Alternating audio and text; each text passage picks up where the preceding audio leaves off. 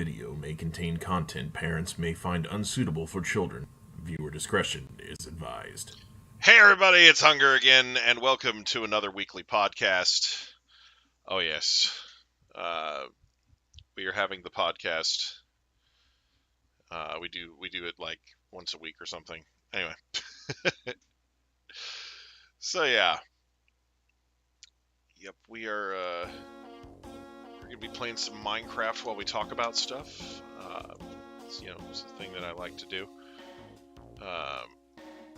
Let's see, last time I was kind of in the middle of like building a bunch of stuff, and I can't hear. Oh, there we go. I was like, I can't hear the game. Now I can hear it. There we go. Okay. Anyway. Oh gosh. Yeah. Take that. Okay. Oh no, too many. Oh no, don't do that. Yeah. What's first in mind to say? Well, I don't know. I kind of thought about a few things. You know, there's nothing like it's been like super pressing in my mind lately, but you know. Let's see. So we had we had tournaments up at the store today, and we had two tournaments that nobody showed up for, and it was Digimon and Dragon Ball Super. And normally, you know, they don't just have nobody show up for them, and I guess there's some sort of big event happening for Digimon today, and I don't know if there was also one for Dragon Ball Super, but anyway, it just brought to mind that Bandai, the company that runs both games, is probably going to be downsizing one of their games sometime in the near future. You know, maybe not this year, but maybe sometime next year or the year after. Because unless they actually break down and put another factory somewhere so that they can meet the demand of all these games that they're printing, you know, it's going to be pretty bad. Hello, Elias. How's it going? Anyway, so yeah, I was just kind of thinking, you know, if people, you know, if the people who play, you know, games like TCGs like Digimon and Dragon Ball Super don't watch it, they're going to lose their TCG. It's kind of what I was getting at. Let's see. What time is it? Okay, yeah. So we've been streaming for about 3 minutes now. Let me go ahead and jump on the Discord. Did I close Discord? I didn't mean to close Discord. I was supposed to be in Discord so I could just jump right into voice chat. Sorry about that.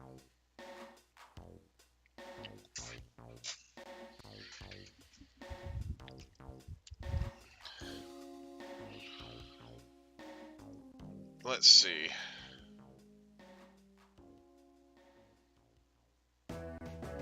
Alright, here we go. Griefers United. Hello, fellow griefer. Oh, there.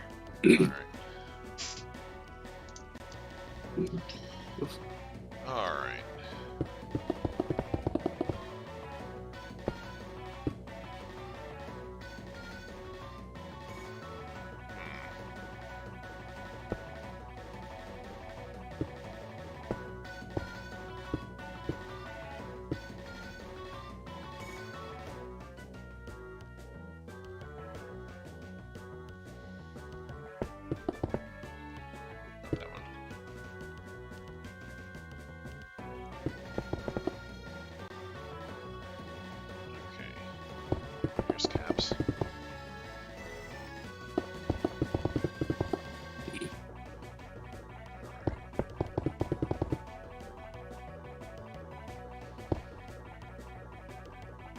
Have I heard the wonderful news? Which wonderful news?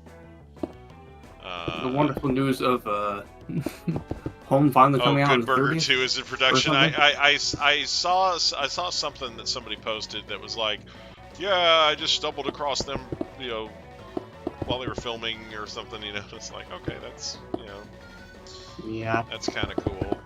Yeah. Saw several videos of people talking about it. Oh, Yeah. that wasn't it. Never mind. Yeah, honestly, I was never super into Good Burger growing up. Me neither. Like, I watched the show that it originated on, All That, which was like Saturday Night Live for kids. But there were a couple other sketches on there that I liked better. I liked the Repairman sketch. I thought that shit was hilarious. I liked also the We Got Pants sketch. That was a recurring sketch. I liked that one. That was great. So it's not like I didn't like anything on the show. I did watch plenty of stuff from that show and look forward to a lot of it. But yeah, there were just certain, like I said, there were other sketches that I liked better than that one. I loved the Repairman one though. That was Mm-hmm. yeah. First game was inspired by Good Burger, yeah. Welcome to Good Burger, home of the Good Burger. Can I take your order?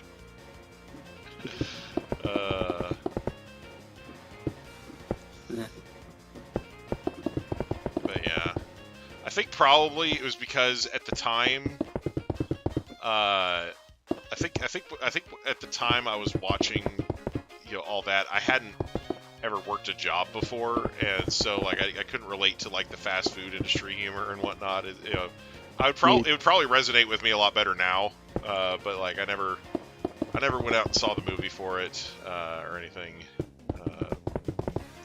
I never seen any of it. Yeah, like I said, I saw the sketches on All That. When I was younger. It never caught my interest at all, even as a kid. Yeah. Yeah, like even as a kid, my interest tended to trend like more towards like high fantasy type stuff. My mind as a kid was all set on the Pokemon anime. Yeah. And I guess Naruto. I think Good Burger was probably a little before those, the show All That. Because All That was like I said, it was like Saturday Night Live for kids. It was produced by Nickelodeon. The one that had the sexual predator like working in their casting.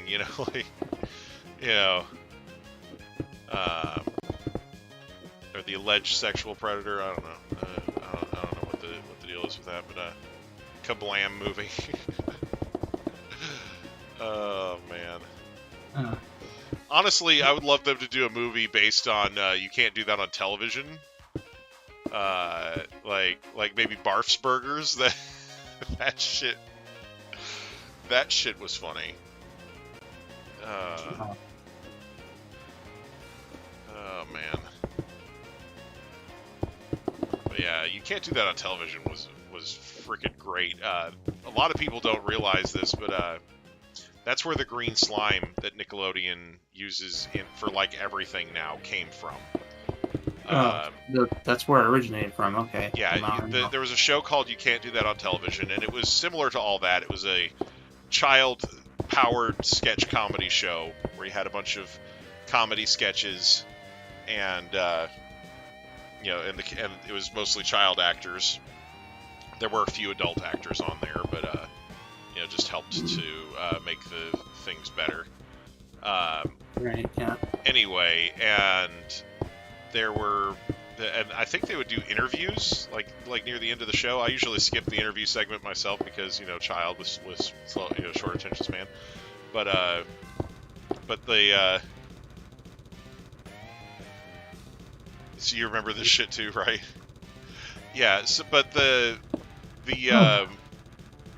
cool thing about it was any time on the show, whether it was during the middle of a skit or whether it was during the interview segment, if anybody, including the guest, said the words "I don't know," they got green slime dumped on them. Mm-hmm. Like, so that was the origin of the green slime for Nickelodeon was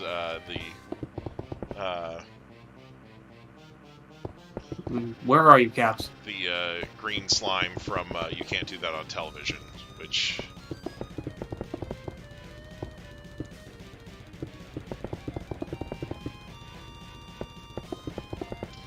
Which honestly is just great, Mhm. Okay.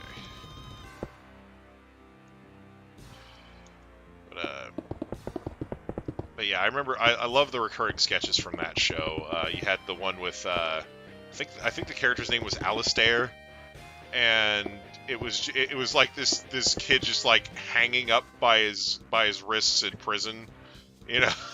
and the prison warden would stop by to talk to him, like oh, Alistair, you know. He had like a German accent, Oh, here we go. you know. Oops.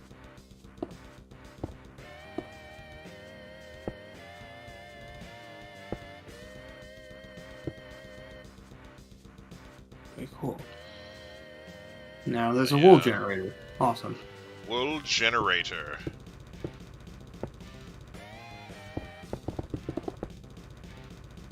Now I can use the white wool for the leaves on the great tree that I'm making. Though I have to build it all the way up there first. But yeah, the Barf's Burgers sketches from you can't do that on television. That shit was hilarious with the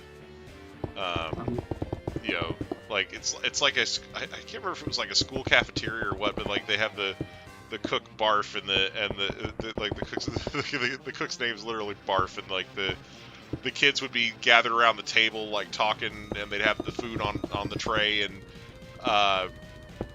one of them would mention something disgusting, and they're like, "Oh, that's nasty," and then somebody else would go, "What do you think's in the burgers?" And it would be like whatever they just mentioned, you know, like, you know. Yes. Don't you know what's in those things? Yeah.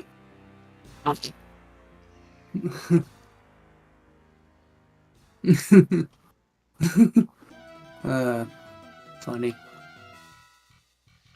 But yeah, so Right, yeah. anyway.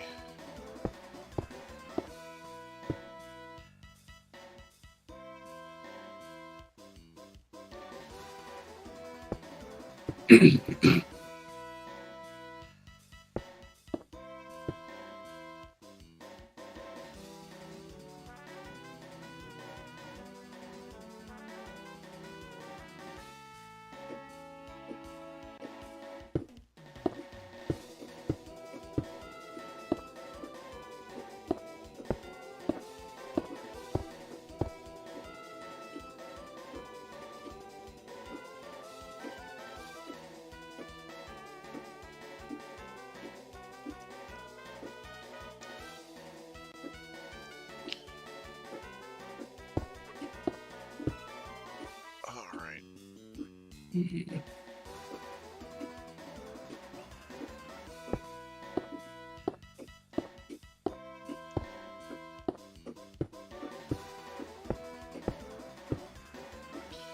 Oh man. June 7th. June 7th. Oh, that's too soon. Right? Doesn't wipe out Finally every have a last bit release of date. progress I made.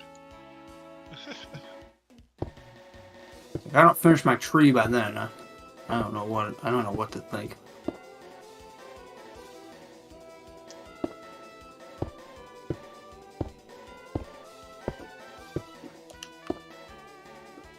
You're gonna add some stuff to let this thing walk around. Just make fucking blocks move.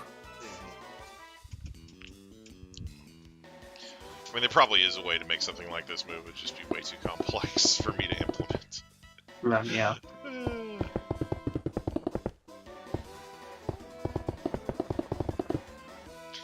Plus, you know, even if I could make it move, I wouldn't want to make it like stomp around and trash the city, because that would be terrible. Yeah, I For all don't. the work we put into it. Yeah, kind of like I am with this tree. And the hard work I made into building my house. Yeah. With a certain someone's help.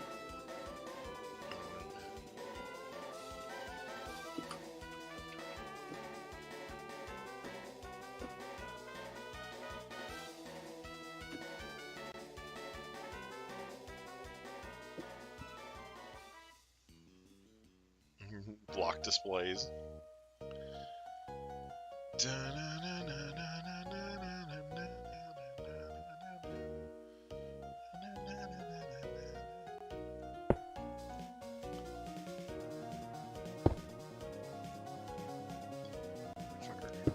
Build things.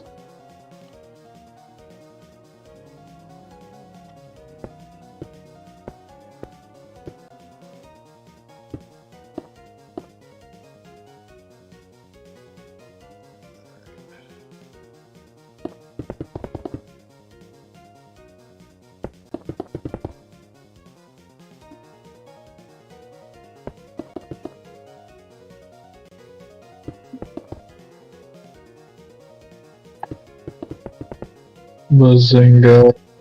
Hey, what's up? Oh,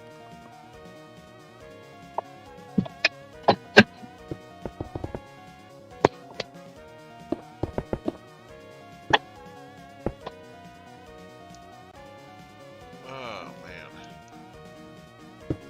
Any of you guys big Castlevania heads? I actually love a lot of the Castlevania games. and some of them are pretty good. Hunger, can you tell me why the fuck Kid Dracula has 9 stages? Kid Dracula. Man. I don't think I've ever Oh, played you that know, game. the Mega Man-esque platformer Oh. starring the son of Dracula 10,000 years in the future. 1,000 years. That as a parody of vampire stories deliberately places him in levels in broad daylight. Like, Amazing. Yeah, I learned that existed today and it kind of opened my mind. Oh. Well, like, Kid Dracula actually shows up in Smash. He does, yeah. Yeah. It's like an assist trophy in that game or something. mhm. Yeah, I had no fucking idea who he was from, where he was from, Yeah. whatever. Yeah, I personally really, really like Symphony of the Night. I think that's probably my favorite Symphony of the Night's Castlevania. pretty cool. I mean, that game just had so much going for it. Yeah. Symphony of the Night, yeah. Pretty Like, much.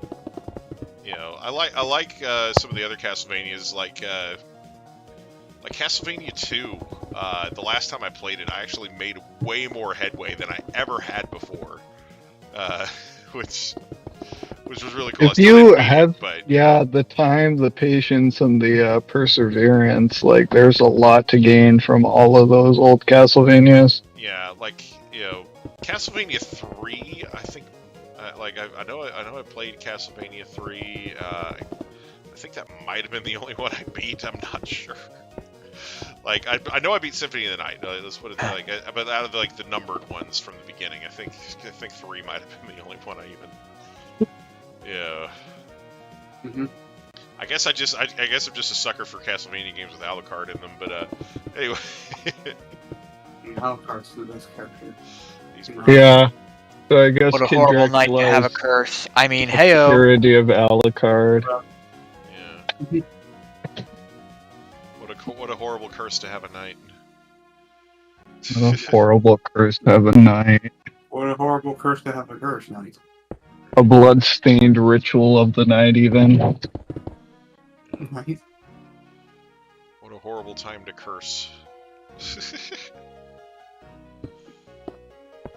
But we Yeah, were- the NES one, Castlevania 1, I only ever got as far as death.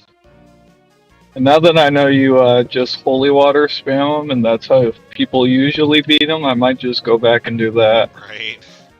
Mhm. It's kind of crazy. I kind of slept on holy water. Yeah, like, you know, it's always funny That was how my favorite power-up. Yeah, I think it's always funny how some people in certain games just don't think to do certain things. Like I remember, like I think it was Legend of Zelda. Like I couldn't do hardly anything on that game, and then like I went over to a friend's house and watched them play it, and they like knew all these secrets, and I was like, oh, and like, you know, like It started to make sense, yeah, like internalized a bunch of that, and then like I started finding secrets on my own and stuff. I was like, oh, okay, this is how you do it, you know, like, Right? Yeah. you know. game gets a lot easier when you get that blue ring and you don't take as much damage from everything, you know? Yeah, for real. Yeah. I used to know where all the trader moblins were. Yeah. I mean that's a big deal too, you know. I love how the moblins like ask you to keep it a secret. They're like, please don't tell anybody. It's a secret to everybody. Not a single individual knows that this is here. Don't tell your fucking friends. Don't tell your friends. They'll out me please. again, I promise. Pay me for door repair. Right? Yeah, that shit. Like, seriously, when you encounter the NPCs that say "pay me for the door repair," you should be able to try and kill them. Like, you know, Well, I don't care if it's like a really hard boss fight. You should be able to kill that shit. Now, fuck you. I ain't paying for your door. Fuck you. Yeah. I'm gonna add my own music. While I Pay me for the door repair. How about I just give you a seed to plant since I burned down a tree to get in here?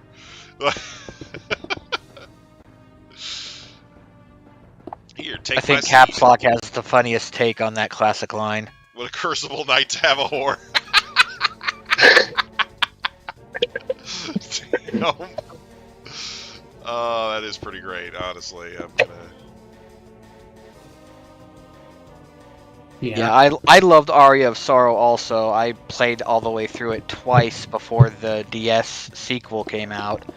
And for some reason, I completely tapered off on Dawn of Sorrow. And now it's worth its weight in gold. Probably. yeah, it looked kind of mid. Who did I watch? I think it was Pro Jared again. He played Dawn of Sorrow recently. But yeah, it really... Aria looked better. Yeah, I feel like a lot of the games on the DS that like named the game something that had DS in its initials wound up being like terrible. Like, I'm not saying all of them, but like a lot of them. Like Lunar Dragon Song, that was like one of the worst JRPGs ever made. It would have been better off. It would have been better off just making a port of the third Lunar game or that just, was only released on Saturn. Or just do Silver Star Story. Like, they could have done a port of that shit. The graphics weren't that impressive on fucking Silver Star Story. Oh man, I'll probably end up playing that on the channel at some point. It was on PS1, so. Oh my gosh, that fucking game. It's another one of those JRPGs that's also a musical. Of course. Love that. Yeah, but you know, like it's a considerably darker story than Rhapsody, though. You know, like. So yeah, like, it's just, and there's some really cool moments to it too. I think it's like a 2-disc game as well, so it's got some depth to it.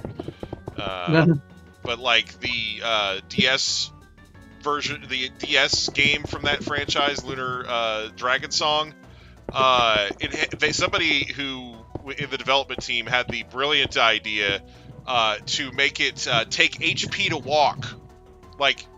Not like when you're walking on lava or whatever, just walking anywhere. Your HP starts going down. Your HP would go down when you walk? That's... Yeah, just oh, you take a step, you lose an HP. You take another step, oh, there goes another HP. I'm so tired. I took 1 point of damage per step. 1 damage every step I take. Yeah, they thought that was a good mechanic, and I want to strangle them for it. Anyway, so... Bro, just shake those characters until the pebbles fall out of their fucking shoes, for real. Right. Bullshit. Yeah, like, I just couldn't be bothered to pick that game up when I read that in the review. I was like, oh, yeah, no, I'm gonna go ahead and skip this. It makes me sad when they... Yeah. Is your character 600 pounds, right? I can't move that well on account of my diabetes. I'm gonna Just have to. incredible brainiac power. They're gonna amputate the foot. My diabetes. Let's leave Wilfred Brimley out of this. Wilfred Brimley. They're so unhealthy. They have toxic status, just always. Right. Permanent toxic status. Permanent toxic status, like a Yu-Gi-Oh player.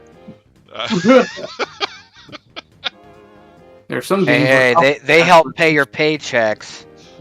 Not that much, honestly. Like, there's a reason we have like Not enough for me to thank them. Yeah, there's a reason we have like tons of boxes of Yu-Gi-Oh just hanging around the store. Anyway. So the Yu-Gi-Oh tournaments don't do much for you? Not really. Like, Yu-Gi-Oh players are cheap as fuck. Like we do our tournaments, and you know they come and play in the tournaments. You know, that's cool and everything, but a lot of the time they cause more problems than they're helping by being there. You know.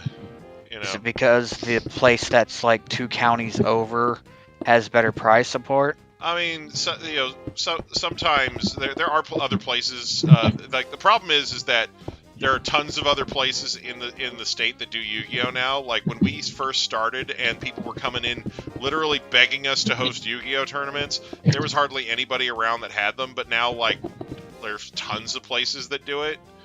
And a lot of them are willing to, like, lose money on these tournaments to keep the players happy. And I'm just like, no, you know? Yeah. And, you know, we got all these Yu-Gi-Oh players like, oh, you should, lose money on these tournaments too, and then, like, we'll buy stuff and it'll make up for it. It's like, none of you fuckers buy anything. You all want from Yu-Gi-Oh. None of you even gets Yu-Gi-Oh packs when you win. Like, also, you all fucking hate Konami, so you don't want to give them your money anyway. Right, but that's the thing, like, it's, basically, they don't even get Yu-Gi-Oh packs when they win. Like, so basically what you're saying is the numbers don't lie, but they do.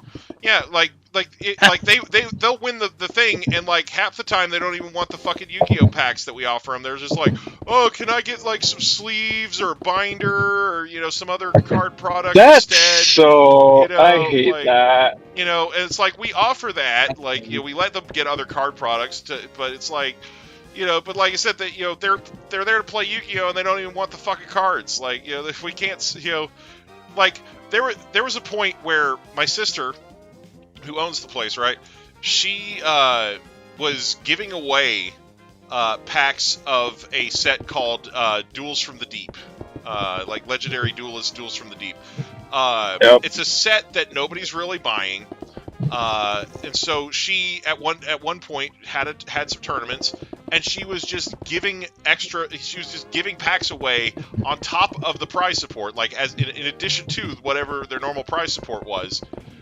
She was giving them packs of this set, like for free, for participating. They didn't have to be a winner.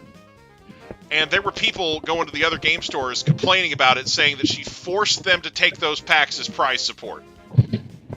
Yeah, I got to overhear some of this. It wasn't pretty. Yeah, that's pretty crummy. I get that they don't like the set. In the words of someone I've heard of, something along the lines of main characters getting constant reprints and support instead of them actually making decks that are fun to play. Or something along the lines. But yeah, it's just like I said, the whole idea of them somehow, like of us somehow, like we should be like super grateful to them for coming in and playing in tournaments and being toxic assholes. No. Like I said, it's just something where we, like I said, I'm not saying all of our Yu-Gi-Oh players are terrible, but there's enough bad ones that like the bad ones are always going to stand out more. Sour's the grape. Yeah, it's just something where, if there weren't as many awful human beings in that community, it would be a lot more fun to host their tournaments. But like we had. Like, we have people sometimes that will try to sell Yu-Gi-Oh cards on consignment with us. Like, we have a guy that runs some Yu-Gi-Oh binders for us, and we have other people that will sometimes come in and, like, put their singles in the case, right? We had somebody, and they had a card, and this was a, like, hot, high demand card, and they had priced it well below what it was going for online. And a Yu-Gi-Oh player comes in to look at and they're looking at this card, and they're like, they're like, hey, are you flexible on that price? Can you go down to, like $5 less? And it's like, that card's not even that card's selling for like twice as much online. Why are you trying to get a better deal than that on it? Like they're so cheap, like, and it's They like, just see an opportunity to get right. more value. Well, That's all they care think about. like they look at it and they think, oh, these people don't know what they have. Maybe I could talk them down. And it's like, no, it's on consignment. We don't have any control over the price on that. But like I said, it's just the scumbag mindset that some of these players have. Try going to yard sales and garage sales looking for retro games. Yeah, it's insane. It's insane how these people walk the same earth as people who don't do this scummy stuff. Right. Yeah, big part of the reason I completely dropped out of trading card games is the high percentage of people who basically behave like genitals. Uh-huh. But yeah, like... Oh, don't worry. Like dickheads. I know there's no shortage of other regular people who do that, but... Right. Still, there's only so much I can handle. Like, it's like, that's why I'm worried about the Battle Spirits card game that Bandai's putting out, because Battle Spirits, like, one of their big advertising deals is, oh, we have cash prizes at our big events, and I'm like, you are just going to, like, draw in the toxic assholes from other card game communities like a magnet, like, all these people who, go to card games and fucking cheat, or smell like rotten cheese, or like... Well, yeah, why cultivate a good community when you can cultivate one that makes you money? Right, yeah, that's the thing. It's like, they're going to have so many problems for their at their big events at first, from people, showing up and being scummy, like, I'm, if it were me, I'd be like, not me. Yeah, somebody else, It's something. Yeah. But yeah, I just... Yeah. To me, I just can't understand some of the mentality of some of these guys. Like, I mean, I get wanting to play a card game and wanting to win at it and be good at it and all that stuff, but at the end of the day, it's a fucking card game, and your fate rides on whether or not you draw certain cards at certain times and whatnot. Even if you are really good at deck building, you can still brick out and lose.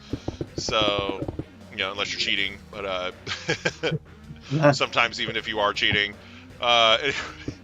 which is hilarious. Yeah, it's always hilarious when somebody's cheating and then they fucking get schooled.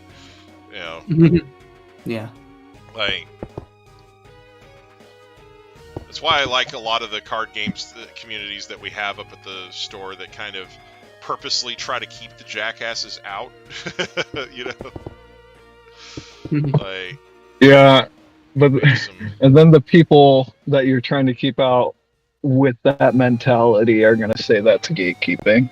No, it's not necessarily gatekeeping. Like basically, what it is when people come in and start being scummy and doing scummy things at your locals, you start having people kind of just calling them out on the scummy shit they're doing, and telling them that that's not appreciated at the locals, and in some cases, like, I've told people, like, if you think somebody's cheating, fucking record them. I don't care if they give you permission to record them or not. Fucking record their gameplay. And if they're picking up cards out of their discard pile and putting them back in their deck or in their hand when a card didn't tell them to do that, or if they're fucking adding extra cards to if they're drawing extra cards on their draw step or whatever, like, fucking report them, we'll ban them. Like, Report them regardless. Like, it's something where I don't fucking need people doing that bullshit and making it harder on the honest people that come to it just enjoy a fucking game, So yeah, I just feel like some of these people, need to fucking take a chill pill and realize it's just a fucking game, and they need to get over them fucking selves. Yeah. They need to be visited by the Please Get a Life Foundation. Yeah. The please Desperately. get a life foundation. Yeah. Have you not seen that shit? Oh my god. I like how you It's said please 3 times. You poor and then deprived foundation. soul. It's an Animaniacs reference. Yeah. Like there's an episode where they have the basically the please get a You you found found a a swamp swamp village, nice. I met him in a swamp down in Dagobah where it... Is Shrek living there?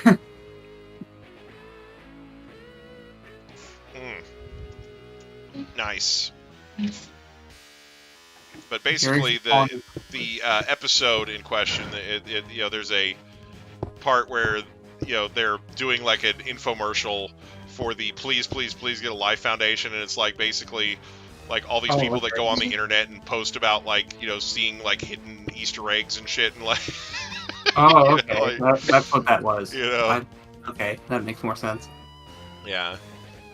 It's like if this sounds like you, then you need the Please Get a Life Foundation. That's a very funny name for a foundation. I'm just saying. They're like if you saw if you pause this scene to see how many hidden Easter eggs were in this room, then you need the Please Get a Life Foundation.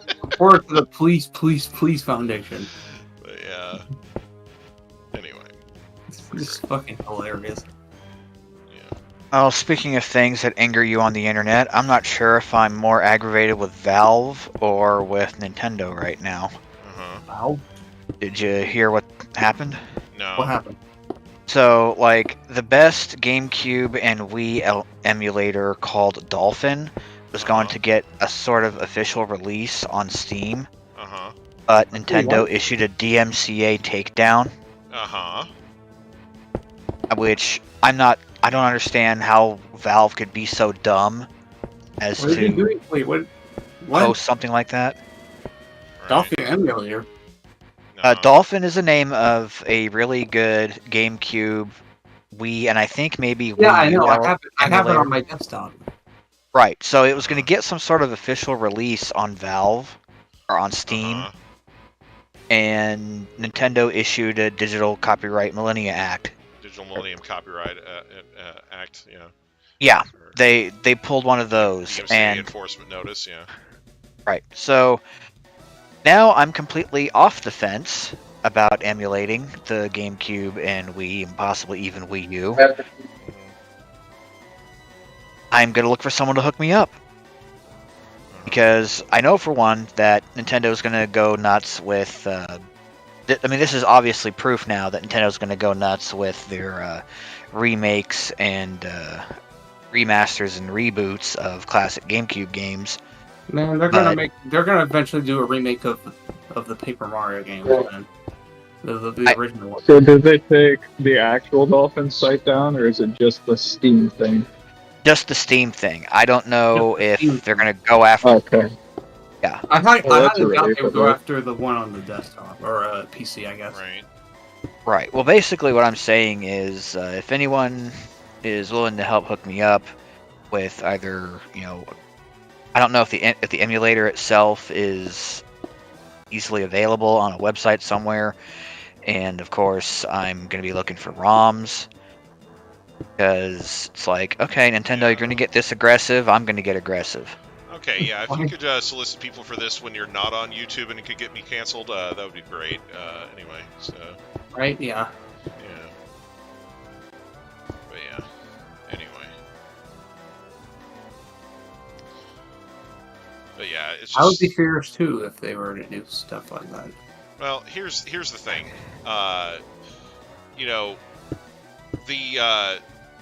There were people in the movie industry who tried to fight against VCRs because of the record function, and against the people that made blank VHS tapes.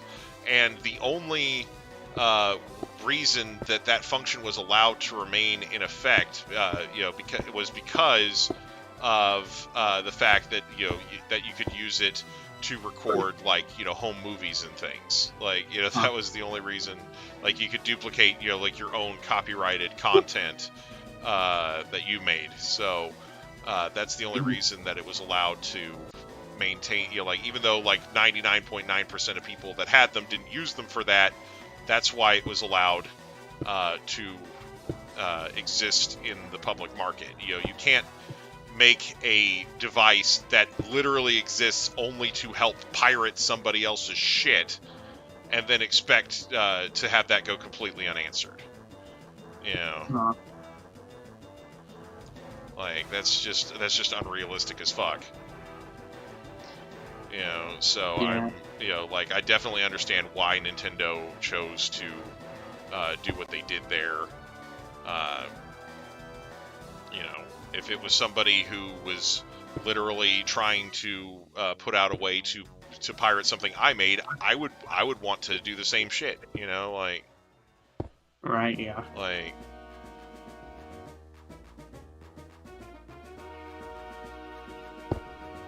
So yeah, like I said, it's not. I'm not condemning them for putting out for shutting down people trying to pirate their latest stuff, because that to me feels completely and totally justified. That's their current product. It's what's fueling their bottom line. But with this being for something that's generations old, right? And with the deity of choice as my witness, I fully intend on buying probably many of the remakes and remasters they're planning on doing. Being able to emulate the old versions of them isn't going to affect my purchasing decision. Right. The issue though is that plenty of people do not, and the fact that having such easy access to something like that on their computer would enable like a ton of people to just go for it willy-nilly on the copyright stuff. Like it's not ideal at all. So like I totally understand why Nintendo's doing that as a company. Like I don't like. And here's the thing: if I write a book and and I'm successful, and then somebody comes out 20 years later and comes out with a tool that's going to distribute pirated copies of my book, even though that's not my latest and greatest book, I'm still going to be pissed that they tried to pirate it. Like, like I don't care how. Yeah, but at what point do you stop having the right to say that others can't put your work out there? Because it's not even like 75 years after I'm dead, that's the law. 75 years? 75 years after I'm dead is when you get the right to put my shit out there without my permission. That's the law. Yeah. Like you can't just steal somebody else's shit just because long. you like it and it's convenient for you. I mean, if it seems too long, blame fucking Disney. They're the ones who got that extended. It used to be much shorter. Yep. But Disney got that shit extended so they could keep Mickey as long as possible, and they're finally getting ready to lose the rights to him. You apparently already lost the rights to Winnie the Pooh. Did they? Well, yeah, there's been like this fan-made Winnie the Pooh horror movie. I know that Winnie the Pooh was based on a book, so it wasn't Disney's original work, so it was probably not their character to begin with. Now, the horror movie in question would have to be based on the original book rather than like the Disney version per se, because if it was too close to Disney's version, they could say, hey, that's not okay. That's our version of Winnie the Pooh, not the book version that's in public domain. So that it's probably something like that. But yeah, it's something where when somebody creates something the Copyright Act is designed to protect that person's right to the thing that they created for as long as they're alive, and as I mentioned, even beyond that. You know, How many years was it? 70? 75 years after you are dead is when Right. is when it enters public domain. So now it's different for corporations. If a corporation owns the copyright to something and not an individual, then the copyright works a little differently. So because because Mickey Mouse is owned by corporate Disney and not by Walt Disney himself and Walt Disney's estate, the copyright works a little differently. Because if Mickey were owned by Walt Disney and his family, Disney died in like 1942 or something like that. So I think he would actually have a few more years with it if it were his rather than Disney's. Anyway, so little semantics of hubris there, I know, but yeah. Okay, yeah. Winnie the Pooh was originally written by A.A. Milne, and the only characters that are public domain right now are Pooh and Piglet. There you go. So yeah, that's what I was talking about. Like, it's something where different things have different copyrights. Like, for example, Tarzan. For example, like, there's things like there are certain older stories, like for example, Sherlock Holmes. Sherlock Holmes was written so long ago by Arthur Conan Doyle that it has entered public domain. Like, like anybody can make a Sherlock Holmes story, and as long as it's not too closely, too overly similar to another modern Sherlock Holmes story, they can get away with doing pretty much whatever they want with it. It's a character in the public domain. Peter Pan.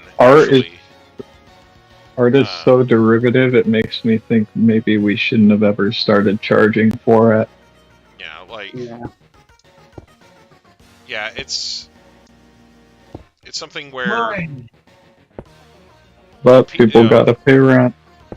Like, I know that Sherlock Holmes is a British story, and British copyright works a little differently than it does over here. But they also can't enforce it over here, can they? They can, because of there are treaties that allow our authors from other countries to have their shit enforced here. So Arthur Conan Doyle died in July 7th of 1930. So technically, every book he wrote under American copyright law is in the public domain, as long as he was the one who held the rights to all of them. Now, there could be certain cases, like Cap said, where the publishing company holds certain rights to him that Doyle's estate does not, and those might last a little longer. But it's something where, if anything that like I said, there may be European copyright laws that work a little differently that keep some of his stuff in public domain. But Peter Pan, I think, is another example. Peter Pan, I believe, is old enough to be in public domain. However, when the author for Peter Pan died, in his will, he actually left the rights to an orphanage as a way to help fund the orphanage. Wow. So Okay. A lot of people, when they do Peter Pan stuff, they still recognize the copyright of that orphanage, and they go ahead and donate money to the orphanage to use Peter Pan in various books and movies and things like that. Not everybody does, but a lot of people that do Peter Pan stuff will go ahead and pay their respects to the author's wishes that way, and give the orphanage some money, So, Yeah. it's like I said, as far as I'm aware, it's not completely necessary. But like, if you're going to do a Peter Pan story and you don't want to get in copyright trouble, make sure you do your own research and maybe hire a copyright attorney. But as far as I'm aware, that's like it's not necessarily required, but people do it anyway. And that's cool with them. Making sure that the orphanage has the funds and everything. Maybe they should start teaching copyright law in elementary school just to give those kids a head start. Could be nice, yeah, because there's more and more. There's a lot of kids going on YouTube and they get in trouble with copyright law because they don't understand it. There's a provision in copyright called fair use, right? And I use it all the time on my stream. Anytime I play a meme from something that's a few seconds long or whatever, that's a fair use, right? Yeah. And fair use, basically what it is it's a provision in the copyright that allows you to take certain portions of things and use them for yourself as long as you're transforming them and making them substantially different than how they originally were. Right, the work, again, has to be derivative.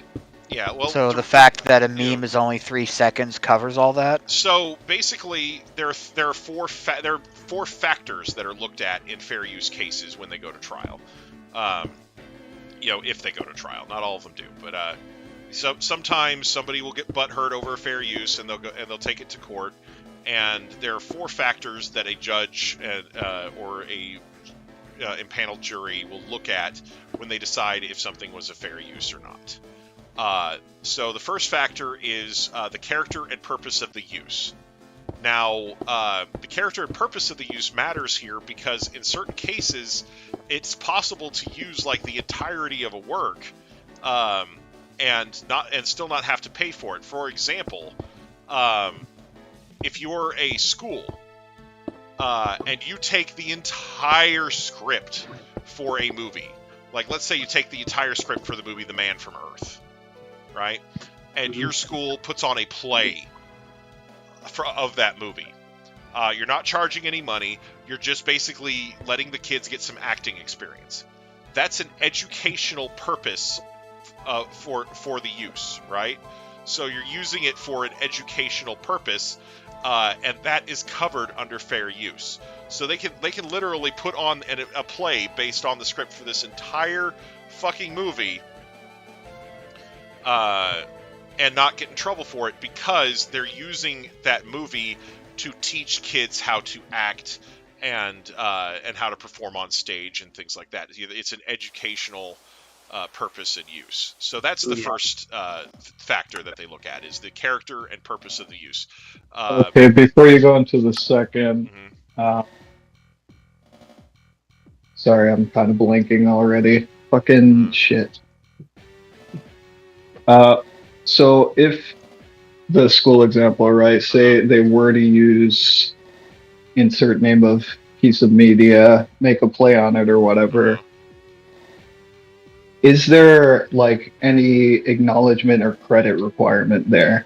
Not really. They don't really have to do anything. Now, there are ways that they can get in trouble for it. For example, if they were to do their version and then they were to accept copious amounts of money for it, for example. Well, yeah. That could get them in trouble. Like if they were to be, if they were taking in, huge amounts of money, as charging admission to watch it, then that falls more underneath. Oh, you're not just using it to teach children; you're trying to make a profit at this.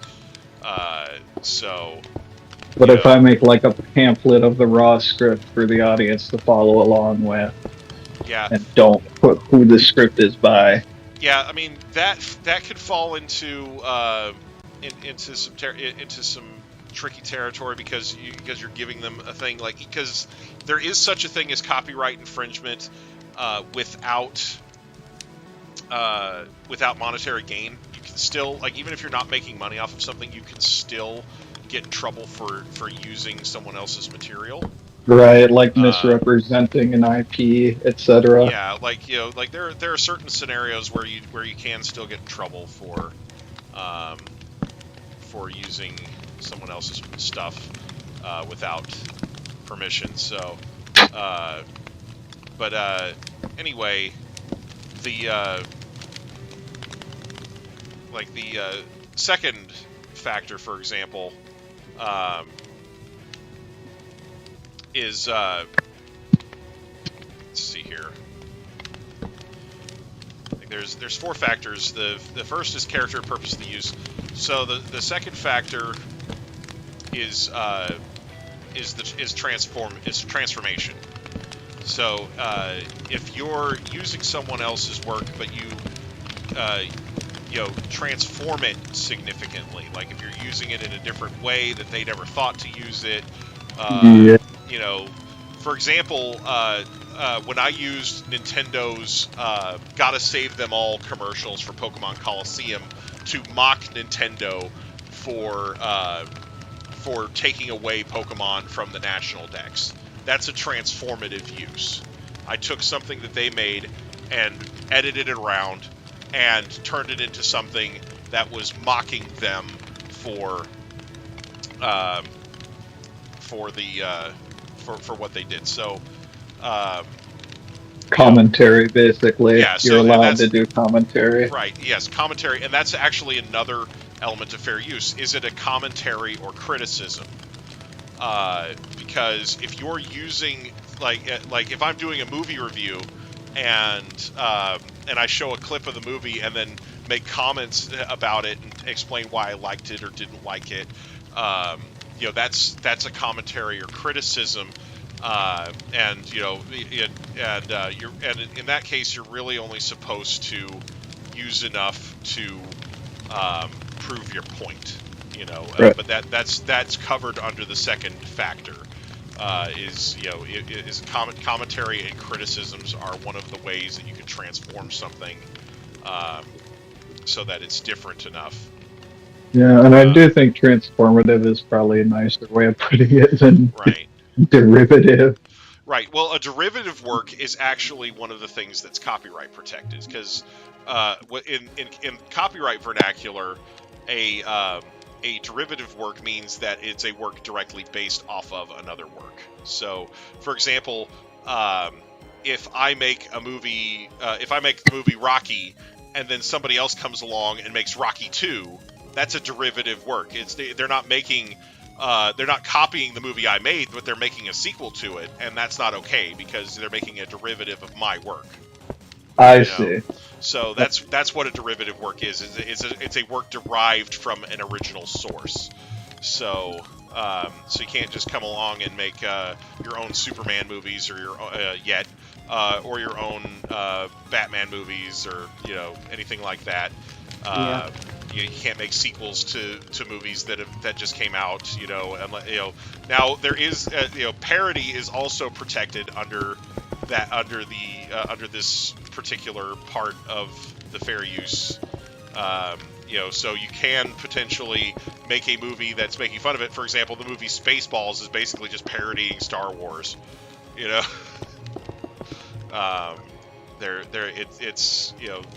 could tell that it's a Star Wars parody, but it's not. They're not calling it Star Wars, and it's clearly just making fun of it.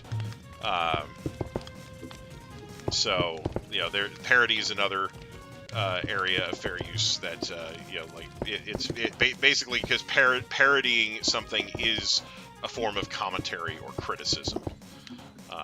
So it's all part of that factor. The next factor is the portion, the portion and character of the use. In other words, how much of the original did you use when you made your new thing? So it's at this one, it's not a cut and dry thing. There are cases where you can use the entire freaking thing and it be a fair use. There's also cases where you could use like 2 or 3 minutes and it not be a fair use. It really depends on how you use it. There are people I've seen on the internet, on YouTube, that will post a thing in their description on their video that says that basically like lists off the whole fair use thing, like, oh, there's a, you know, fair use lets me do whatever I want with this clip and all this stuff, and then you watch the video and it's definitely not a fair use, it's just a clip, you know. Yeah. Like, you know, like, because you know, having like a 5-minute clip from an episode of Dragon Ball with no commentary or any other changes made to it, that's not a fair use. Moment. Like, that's just you playing a clip of Dragon Ball on your channel and saying it's yours. That's not a fair use. Yeah. You know, so the last... that actually brings us to the last one, and this is where you can get in trouble even if you are infringing without monetary gain, and that is the usurpation of the market. And basically what that factor is if I watch your thing, do I even need to go and watch the original thing anymore? You know, and if the answer is no, then basically that's you just costing the owner of that original property a sale because somebody watched your thing instead of their thing. You know, so for example, if you make a cover of a song, you know, and your song isn't all that much different than the original, and somebody, you know, listens to your song and goes, oh, well, now I don't have to listen to this other song anymore, then that's a view or a sale of that song that you just cost the original person who made it, you know, and that's what a judge would look at in that case when they're looking into the fourth factor, and in some court cases that factor is the one that's weighed the most heavily. So, you know, it's something where, you know, I see now. Nintendo remix artists are law-breaking scum. So, you know, here's the thing. There is such a thing as there not being an applicable market for something. So, for example, if somebody like let's say in this case, like Nintendo, you know, Nintendo is saying, oh, well, they're, you know, usurping the market on this video game that we put out years ago.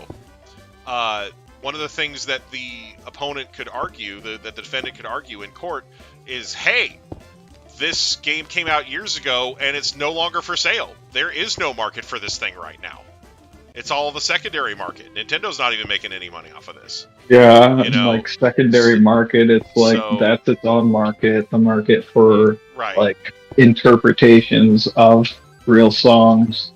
Right. And so you should see the prices that even common GameCube games are going for. Yeah. So you know, but like the point of it is that there are ways that you can legally use someone else's stuff without getting your shit pushed in by an attorney, but you know, there's also a wrong way to go about doing it. So it's, you know, like, I totally get Nintendo's perspective here on wanting to protect their own IPs, regardless of how that might feel to people who just want to play the games without having to pay an arm and a leg for them. But again, if Nintendo is getting ready to put them all out on more modern consoles anyway, like the Switch, then, you know, then if you really like that, that's the thing. If you really like that game, then I would be buying it from them when they put it out, because that's what's going to get them to keep making sure that game is available and to make more games like it. You know? Yep. Well, I will say the vast majority of people do that anyway. They will emulate a game they love and then go and buy the remake for it because they're so excited they love that game. Yeah, and like I said, that is a lot of people, but like I said, it's something where there are plenty of people who don't feel that way, and they will just take advantage of any way to play a game that's available, and they Yeah, and I mean, like, there are people who dump fucking Pokemon ROM hacks on carts and sell them. Yeah. Like, it's a thing that happens. It's a thing that exists. any way to take advantage of someone else's work Right, and make a profit for yourself. Yeah. Yeah, it's scummy. Like so I get why the protection is there. I get why Nintendo acts the way it does, even if I think they're a tad touch volatile and not really. What's the word? Oh fuck! What is the word? Like good hosts, basically. You know, if Nintendo is a house and the fans are the guests, you know, they aren't even trying to be good hosts. Yeah, no, Nintendo has done some scummy shit to its players occasionally, but like if you look at it another way, they've also let a lot of shit slide. I mean, all the Pokemon ROM hacks that are floating around, they've only really DMCA'd ones that they really had to. Like they DMCA'd what was it, Brick Bronze, because they were basically running a paid MMO service. You know, and it's like, you know, and like they're not gonna let people get away with that because, you know, if there's problems with it, they don't want people coming back to Nintendo saying, hey, this you owe me money because, you know, this paid service that you're doing, you know, fucked up, and it's like, hey, that's not us, you know. So, well, and it's like the people who are that sucks. Who are doing that shit are smart enough to not do it openly. It's like if you make a big trailer about your game and advertise features or whatever that they just cut in the Pokemon games, like, there's a pretty good, what was it? Prism got shut down, Yeah, I think you're right. That one was advertising a lot of trainer customization, you know. Yeah, well, and that's the thing. Uranium, when they got DMCA'd, it was because they were, you know, they were advertising all this shit, and they were going to release it like day and date or really close to the date with like the next Pokemon game, and they were like, nah, don't fucking try to compete with the mainline Pokemon game, you know. Put it out, and it's put it out when nothing's going on. Fuck you, you know. Stuff like that. It's just kind of like an honest mistake. Right, and it's bad to see a project like that get killed. Well, and I know people revived that project and finished it later. Right, yeah. But, well, and then they always do, usually. Right, is but the other thing. Like Pokemon Smile, that game got DMCA'd because of the name that they chose. Like, it wasn't because of anything else that was going on with the game, but basically, Nintendo was getting ready to put out a Pokemon game about brushing your teeth. And they wanted to use the nickname, the name Pokemon Smile, and there was already a ROM hack using it, so they just DMCA'd the shit out of it. That was the fucking iFunny one. Yeah. So, but like I said, but like I said, they only really DMCA shit when they need to. They didn't do shit to Clover. Yeah, and if you go under the radar about it, they just won't. Like, there are people like fucking Shock Slayer, Crystal Clear. He has a fucking Patreon. He takes money for making his shitty little ROM hack that he pieces together with pieces of code from other people. Fucking, I hate that guy. Anyway, but yeah, so like, he's making money and like nothing. Yeah, like the Crystal Clear community just goes, ooh, I love this open world Pokemon game. I love playing it. It is so good. And they might talk about it in ROM hack circles, if they dare. Yeah. So, like I said, it really just kind of depends on what they. What the situation is. And what the situation is. They really do. Nintendo really does look at these things by like a case by case basis. Yeah. So. And even in these cases where they DMCA the shit out of these people, they don't like take them to court and try to ruin their lives or anything. Like, no, like as far as I know, it's literally just like, hey, stop that officially, and they're just like, okay, we have to stop now. Yeah, you know, and like, you know, because the only time that I've heard about Nintendo like literally just taking somebody to court with the intention of just ruining them forever was this guy who was running a ROM site, like, you know. And he wasn't just running a ROM site, he was doing other shit too, but basically, like, this guy is sitting there illegally distributing their games, and I think he was also like or the Switch. Yeah, well, he was also distributing like a piece of equipment that was literally just for hacking, you know, so like it had no other viable purpose other than to hack games onto like consoles like the Switch. I think there were a couple different versions of it for different consoles. Oh, this was recent. This was relatively recent, yes. Yeah. But basically, Nintendo sent him numerous DMCA's, told him numerous times to fucking stop. He wouldn't fucking do it, so they finally took him to court, and they're like, "All right, it's your ass," you know. Yeah, well, there, like, there you go. you know. How much of it is just like, don't be stupid? I mean, I get that some of it is convoluted copyright law semantics bullshit, but also it's mostly just like, don't be an idiot. Well, don't be greedy about it too. Like, it's, don't be an idiot. Don't be greedy. Kind of similar. Yeah, like it's just there's all. I think it was funny. The guy's last name was Bowser. Yeah. He'll be paying Nintendo until he dies. Yeah. Yeah, because. Yeah. Well, Don't kick up a fuss. And that's the thing. I've told people this before, but when you're talking about ROMs, the person who is downloading a ROM from a ROM site is not breaking the law. A lot of people have this mistaken thing about ROMs. Like there's certain ROM sites that would even put this on their site. They'd be like, "Oh, you can only have this game for 24 hours. It's a crime to keep it longer than that." It's like, where did people get this idea? Like, like you're not like you can keep a ROM as long as you fucking want. It's like once you have it, it's yours. Like you have the file. There's nothing anybody can fucking do about it. It's legal to make your own copies of your own games that you buy. You just can't distribute them to anybody. Like, so it's something where there is like literally just this sentiment out there that's like, oh yeah, you're not allowed to own this thing for more than 24 hours. I'm like, who started that rumor? Like, that's not a real thing, like.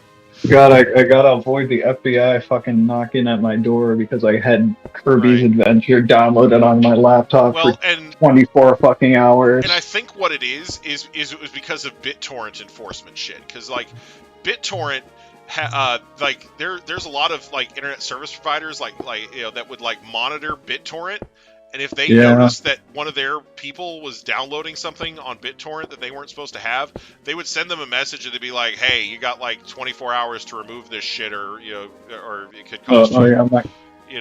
My grandpa would just BitTorrent shit just because he wanted to, and like I know he had issues with the ISPs, like getting on his fucking case about that. Yeah, well, and the thing is, the ISP is supposed to ban you if you don't fucking stop, but they actually got sued by several different people for not doing that because the ISPs like money and they don't want to tell somebody, no, you can't have our service anymore, because they want you to keep giving them those sweet dollar bills. So like, even if you're using that service to do illegal, yes, even if you're using BitTorrent to download donkey porn or whatever, like they still want all of your money, so they're just going to let you do it, so yeah, like and even if they some of them would do like a little slap on the wrist suspension and for like a couple days and then let you back on, or like there were a bunch of different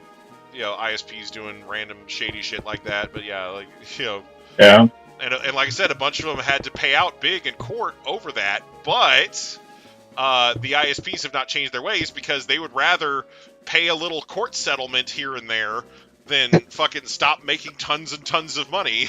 So, Donkey Porn 64. Yeah, I pay for the extra good internet so I can BitTorrent Donkey Porn 64. There was a thing, and it was a meme, and it was a series of screenshots of like the network in like the internet network in a neighborhood, right? And there's this unsecured network on the list called Batcave, and then there's another network on the list that's called I'm using Batcave to torrent porn.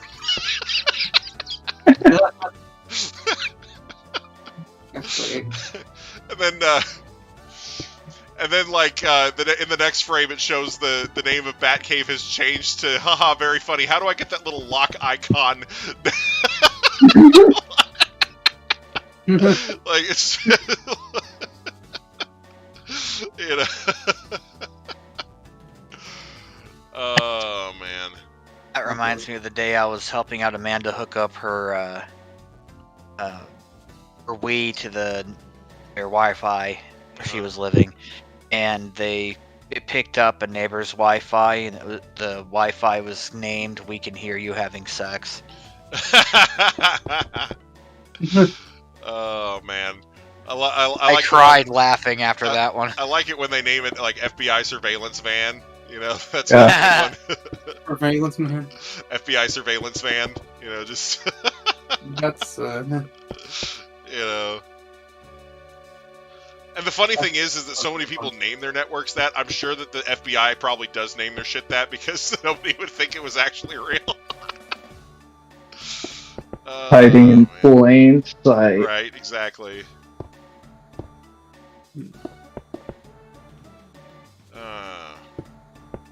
Yeah, all I want to do is play some old GameCube games and not have to pay some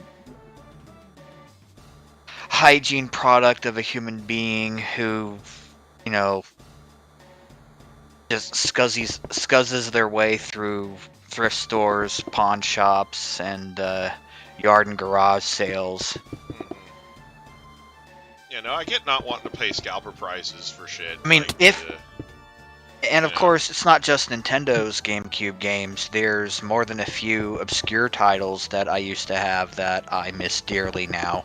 right. And good flippin' luck finding them remotely affordably. Like Cubivore. Uh-huh. I highly doubt Oh Atlas yeah, I is going remember to that. do. I remember that game. Yeah, I highly doubt Atlas is going to reprint that sucker. Yeah. Yeah, and the other thing I think partially driving that mindset of just like fuck it piracy is like just Nintendo's attitude towards scalpers being there isn't any. Yeah. Yeah, They like- just let it happen. Not just Nintendo, of course, but Right. everyone just Well- lets it happen because they're still making the money. Right. Well, here's the thing with the scalpers, right? There's a thing in the U.S. called the first sale doctrine. And it means that once you buy something, you can do anything you want with it, including resell it. So Nintendo can't do anything about people scalping their shit on the secondary market because they've already bought it, they own it, they can do whatever they want with it. Well, yeah, short of like making a huge effort to flood the market with enough stuff that scalpers can't function. Like, Right, you know, and that's what. The but- thing is, Nintendo has done that with like Pokemon TCG product, for example.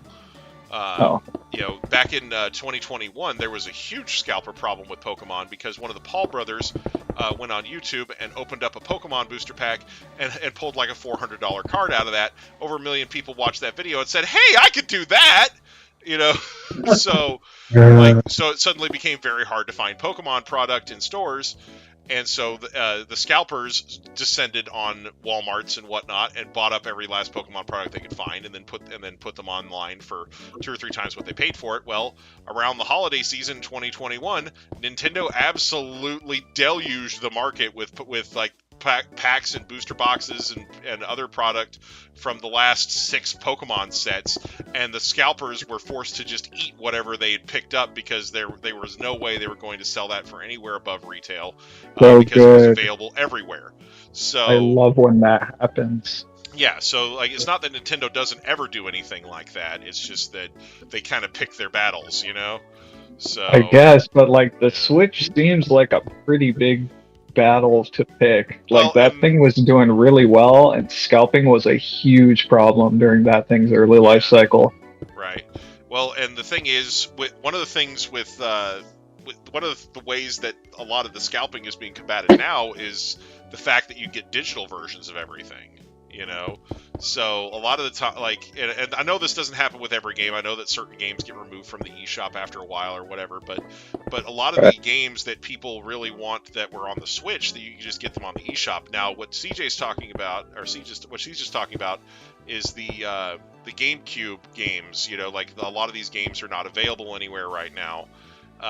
So like I understand like that being more of an issue, but that's like the same way it is with like any out of print item, and but unlike other things, video games get reprinted a lot, and and like I feel for you about like stuff like Cubivore, and I'm not saying that I would never pirate anything. I have pirated stuff before that the statute of limitations has run out on, but basically it was stuff that I couldn't get any other way. It was not available here in the States, and that was literally my only way of watching it.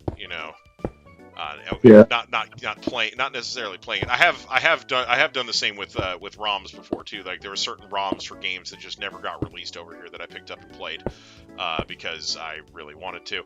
But like I said, statute of limitations already long gone on those. It's been and I know you're not really making an argument. It's kind of more just like the law is the law kind of thing. The law is the law, and that's why the Nintendo is doing things the way they're doing.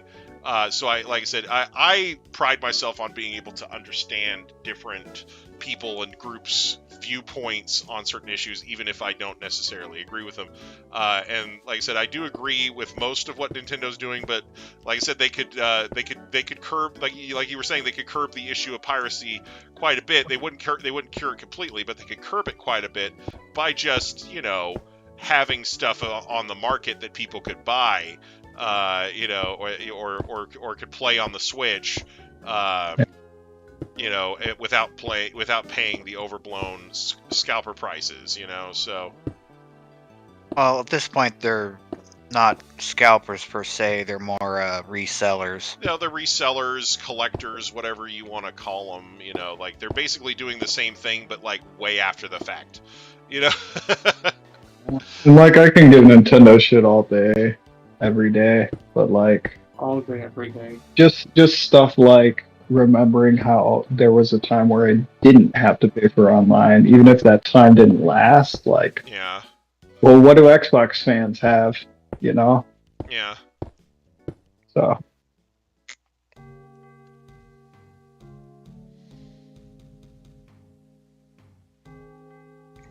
Well, to be fair, Xbox Live did have the fewest service interruptions problems compared to Sony or Nintendo.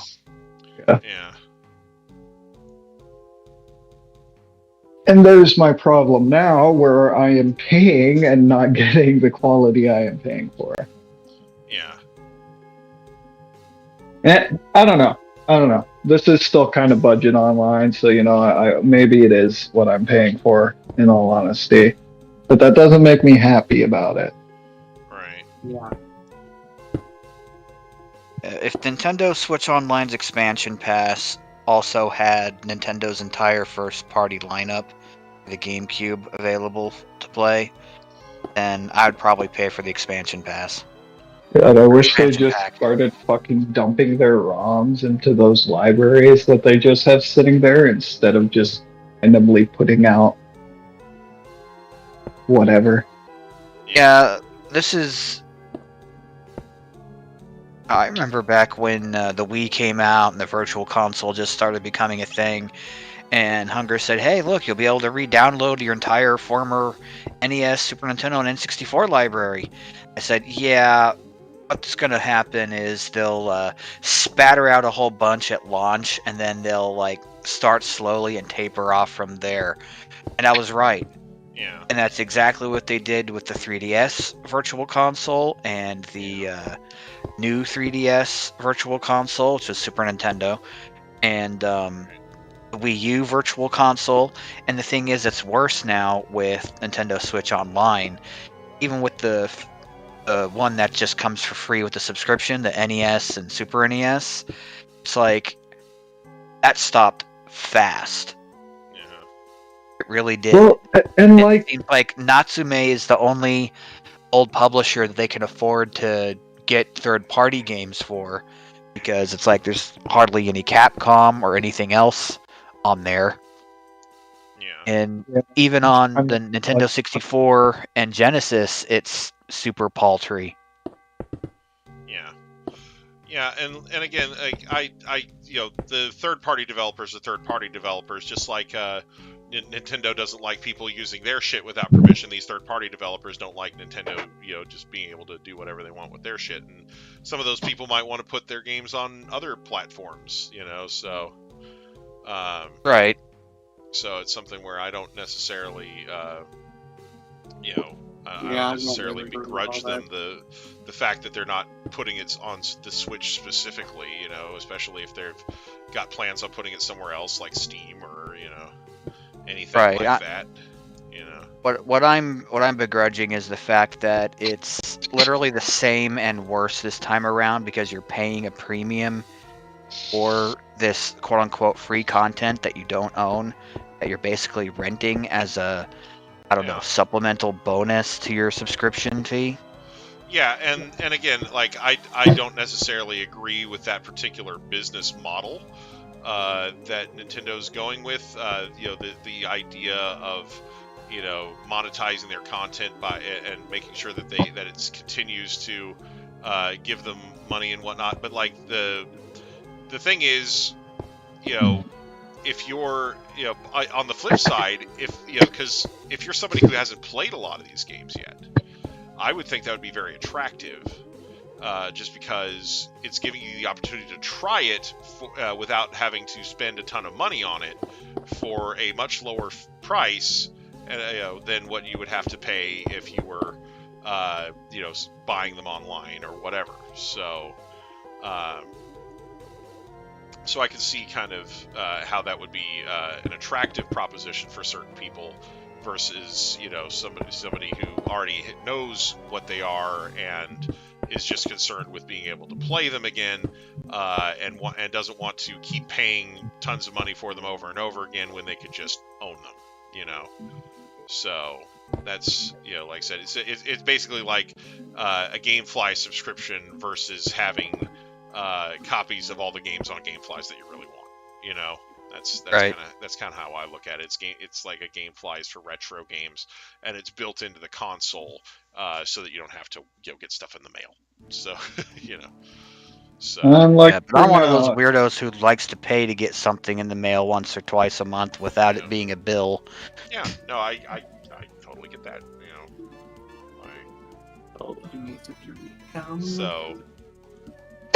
So yeah, like there's.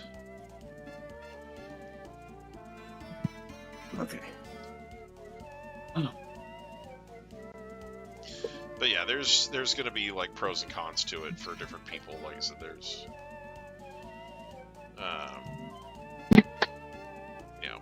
it's going to be really cool for some people, and other people are going to be like, nah, I don't think so. So.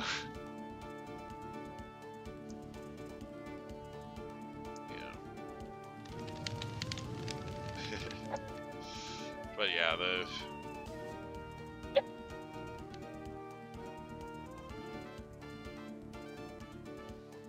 see. I should probably put this out somewhere. That thing kind of looks like a dog. Kind of. Like a dog. Like a doggy. Dog skeleton thing.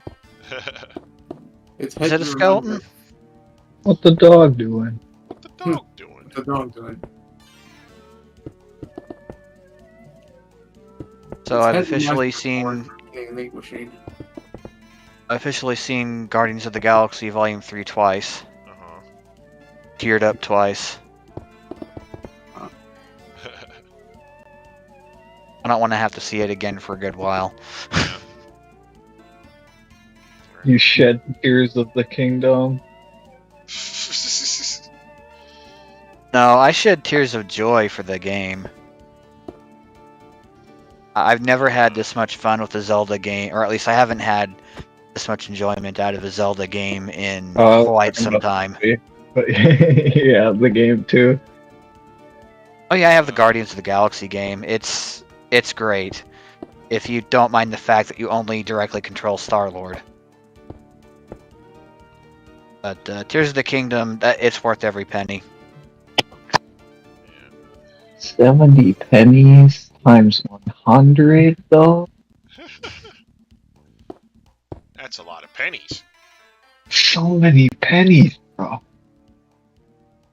No, well, I get it, though. Like, you like Breath of the Wild. I did not pick up Breath of the Wild. Kind of makes sense Yeah. I mean, that I would be like, ooh, $70, scary price tag. you know, Well, here's the thing. I didn't exactly like Breath of the Wild. Both Oh. times I tried to play it, I activated all the towers, and I just kind of felt exhausted. I am That's the- amazed you like this one, man. It looked like mindless. Yeah, the toys or the special abilities that you get, that you start with, or that you get with... Ugh. Basically, the abilities you get that are the core of the gameplay, they are just phenomenal. It's just pure joyful fun to super glue two swords together, or to put like a ruby at the end of a stick and make a fireball hurling wand, or attaching a flamethrower to your shield, or just another shield to your shield for double durability. I like the idea But I of a flamethrower can't on the shield. attach Shield the attach your ostrich shield with your to a shield. fan. Riddle me this, atheist. Why can I attach a Korok to a rocket, but not a pig to a balloon? I don't know. No, like honestly, I could see how the like just the base gameplay premise alone carries it for people, because you can just fuck around for hours. But like Right. I don't have it in me to fuck around for hours. Yeah, plus of course, it's got one of the easiest item duplication glitches in all of history that I am determined to not let get patched out on my game save file. So when I finally get all of the classic tunics unlocked from my amiibo collection, I'll be probably maxing them out like post haste. I've got 100 star fragments.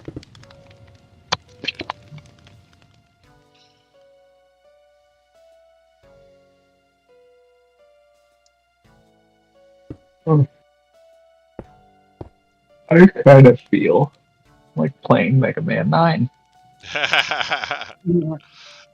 Wonder what could have brought that on. Last. Hunger, did you? By the way, I was kind of curious. I'm still not. Oh shit, that's what. I'm still not 100% sure on like what you played. Have you played 9 and 10?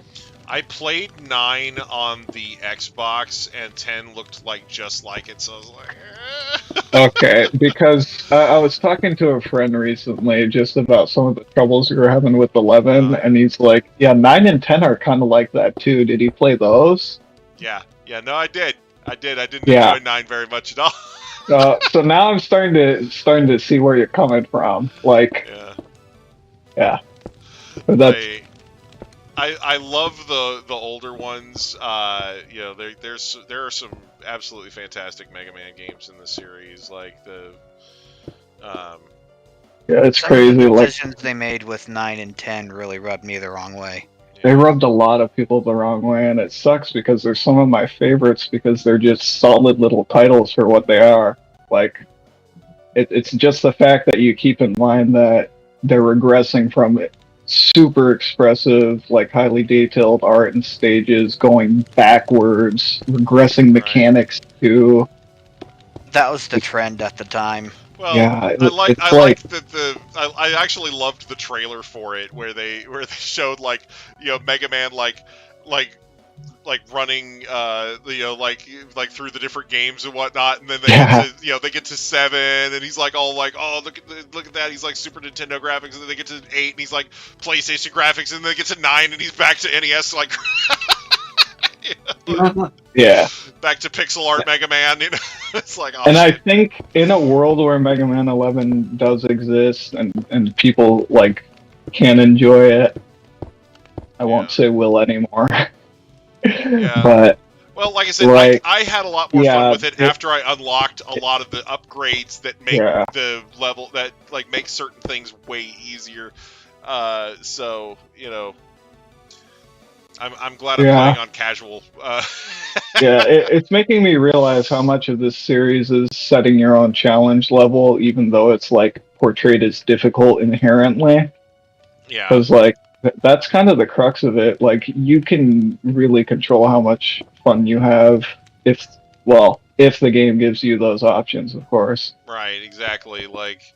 I've always had more fun with games that have options to turn the difficulty up or down. You know, like because everybody's going to experience a game a little differently. You know, there was a Yeah, guy who did a review of Kingdom Hearts 2, and he was whining about how easy it was. He's like, "Oh, even on hard mode, this was easy," and like. I disagree. Yeah, like I went, I put it on hard mode and tried it out. It was like, it was terrible, but it was my first time playing too. So it was like, maybe if he had played from hard mode from the beginning, he wouldn't have thought the game was so fucking easy. But if he played hard mode after playing easy mode, he probably was already familiar with the mechanics and didn't have a very, it wasn't that much more difficult for him. So Right. so because video games, a lot of the difficulty stems from learning curve. And how much new stuff you're having to learn when you're picking up a game for the first time. So, that's why so many games have tutorial levels, so that it eliminates part of that learning curve, so people can get from being frustrated with it to having fun faster. So I think that's a lot of it. And then of course games that require like super ridiculous reflexes have never been like my absolute favorite games, but I've always loved Mega Man because it had the strategy and the pick your own path, the non-linear path thing where you could kind of start where you want, and like you said, it's kind of a pick your own challenge level. It's like, oh yeah, I'll take this boss first because it's harder that way, like Yeah. And like, Or I suck at this level and I can't get to the boss. I'm gonna try this one then. yeah, exactly. So it lets you kind of like It's like a skip ahead. yeah, well, Sorta. you can map out your own thing and be like, yeah, this is how I want to play this game this time around, and then the next time you play the game, it could be completely different. So Right. that's Believe it or not, yeah. believe it or you not, can play it the same way every time if you want. Yeah, if you Fuck really it. want to, Like, yeah. yeah, nobody's stopping you.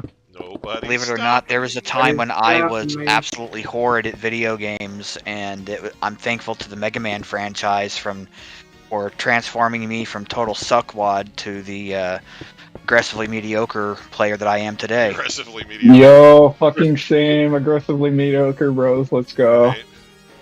I can beat a roguelite. Hey, I'm a gamer, guys. I'm just kidding. I actually consider myself to be a competent a competent amateur. Yeah.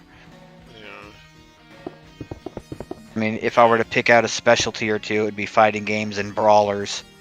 An advanced novice, if you will. Yeah, maybe. I'm a filthy casual. At I'm most a games. A at most hardcore games. elite. At most games, like you put me on certain RPGs, and I am going to people are going to be watching, going, "Oh, you can do that," But a lot of these platformers and things, oh, I am just filthy casual territory all the way. Sissy baby, easy mode for life, baby. Now, who needs that when you have when you have like a good challenge, Yeah. I totally thought of hunger when I challenge, played a game called Fight and Rage, which is probably the most underrated side-scrolling beat-em-up gem, and it's on virtually everything. You can buy a harder difficulty mode, and you can even buy an easy mode.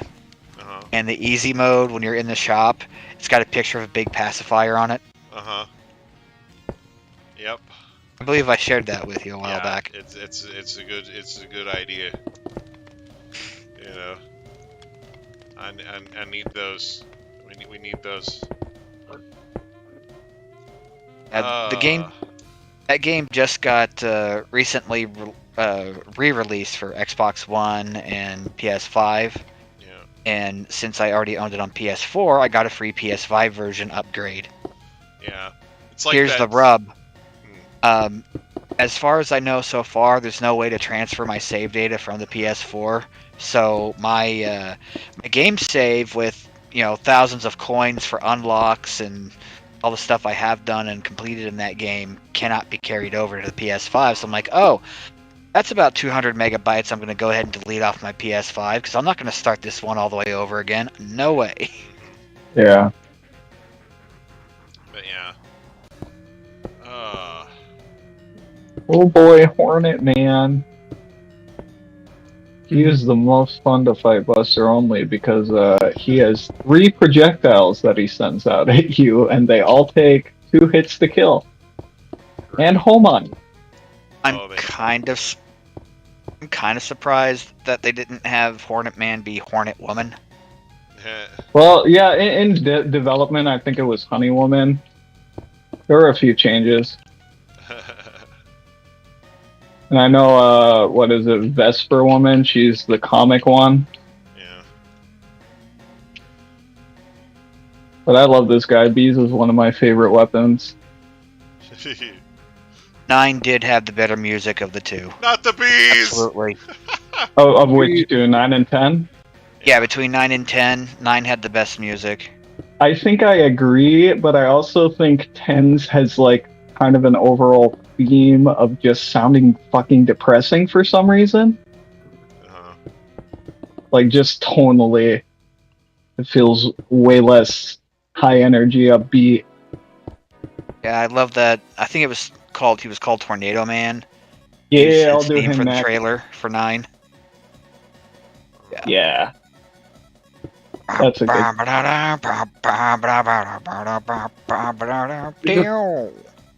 With the fucking chiptune fucking whistling of wind. Yep. Very good vibes. I like how when they got to Mega Man 10, they had to switch to using regular numerals instead of Yeah, that was numerals. the funniest shit because they went back and in Because they every already did legacy Mega Man X. collection, every legacy collection, they fucking switched it to fucking instead of Roman numerals. Yeah. But on their like in-game title screens, it's still the same. Yeah. Love that shit. Even more fucked up, there are Game Boy games that are titled 1 through 5, and the only distinction they have is that you can use the Roman numeral for them, or call them World before the number. Shit, I fell. Jeez. Yeah, they're known as Rockman World across the pond and in Japan. Yep. Yeah. So, or you can type GB whatever game, I guess, but The only one of the Silly, Game Boy silly ones, the only one of the Game Boy ones worth having or playing is Mega Man 5 on Game Boy. That one I will- can get pretty nice reviews, honestly. I will disagree. That's the only one with like substantial unique content for the whole game. And that's probably the one you should play first if you care about Mega Man and you just want to try a Game Boy game. But what is it? 3 has some moments. 4 is pretty good. 2 And has the then- worst sound and music. Yeah, 2 they It should be thrown into a didn't fire. fucking balance the audio right, so it sounds like ear rape. Ear rape is here. And then 1 is a serviceable remake of MM1. Yeah. But it kind of pisses me off because they all suffer from very major slowdown because ambitious developers on Game Boy at it again. Right. That was actually done out of an abundance of caution for the screen itself, because there's a lot of motion blur. A lot of motion By blur, the- a lot of slowdown, a lot of Oh, things the hitting slow- you from off screen. The slowdown was on purpose. Yeah. The Game Boy indeed could have run those Game Boy Mega Man games at the same speed and animation of the NES. It's just that because of the smeariness of the original Game Boy model screen, they did that to avoid or at least mitigate the motion blur. I think they It's did part that of the with reason. Tetris too. That's part of the reason why the first Castlevania adventure game runs slower than molasses going uphill in January with a headwind and 2-ton boots. Yeah. Well, the sequel does not. The sequel also has a lot less rooms with lots of enemies on the screen that would lag your game because of the abundance of sprites. Right. By the time the fifth Mega Man Game Boy game came out, there was the Super Game Boy attachment, which it was designed for, and then It runs. There's Nice. the Game Boy Pocket, Yeah. which it was a market improvement from the original model. Right. I fucking hate Machine Gun Joe.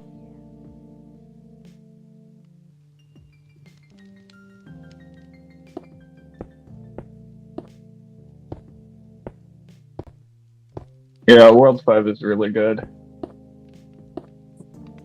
The weapon set is also just one of the more just unique and fun, silly little weapon sets in the series, gotta say.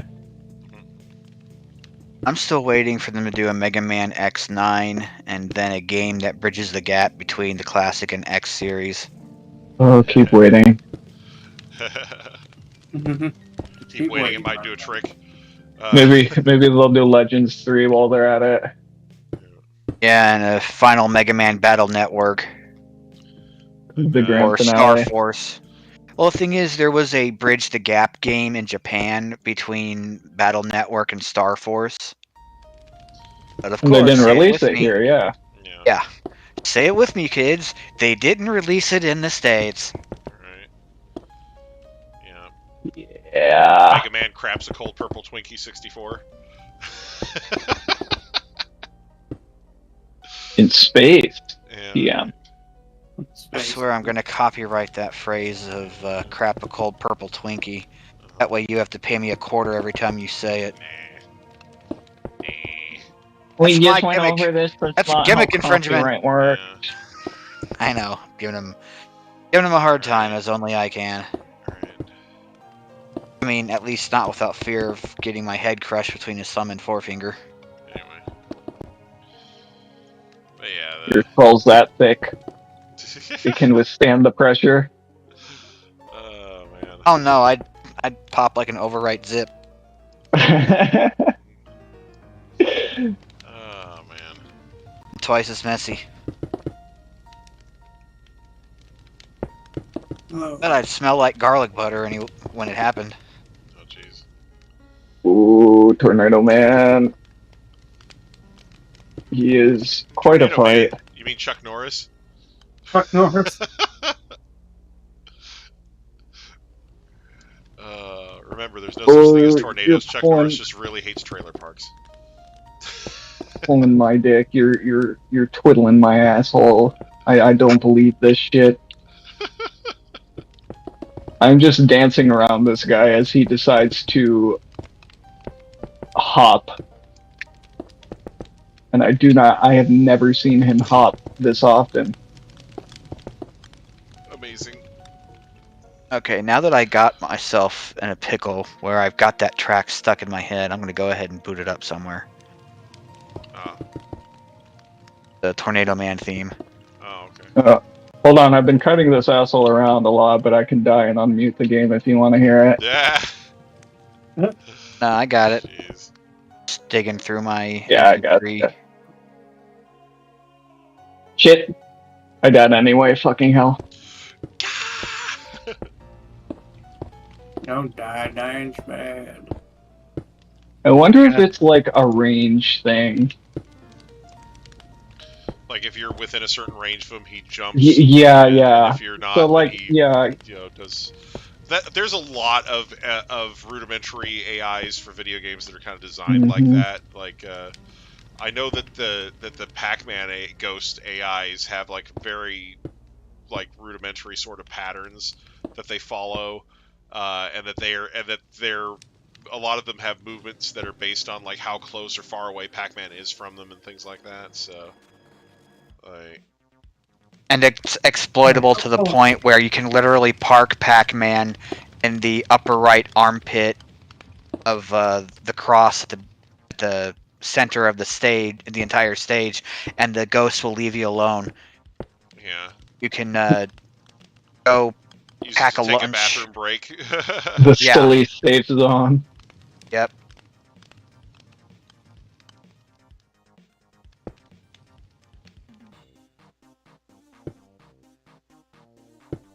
Yeah, I really like fun boss design. At this point, I don't even care if it's hard. I just care if it's fun. Right. I don't know. There was probably a point in my life where I would say a fight like Plugman is not fun. It is too hard, and I cannot enjoy it unless I am using the weakness. However, sometimes you learn a little more, and you change your mind. Right. Well, like I said, when I first started playing Mega Man X, I had tons of problems with it. I couldn't do shit in that game. The mechanics were too different from normal Mega Man games, and I was just having all kinds of problems with it. But like, after spending about a week with it, I was like, oh, this game's like freaking cake. Look at this, kicking all their asses on the first try. You know, like I can go so fucking fast and do so much damage. Rockman X after stepping into a funny little capsule. right. I could do emotional damage. A gift from my peace-loving creator. Well, I think I may have told this joke already, but I think we should all be grateful that Flashman wasn't modeled after a dude in a trench coat. Right. Yeah. I saw a fucking meme about the level design in 9 recently. It was a still frame. I mean, it wasn't the actual sprites, it was art, but it was still frame Mega Man mid-jump, jumping from over a small gap, spikes above it, met on the right landing, right where he's about to land, and it says, "Oh Lord, he forgot to shoot before he jumped."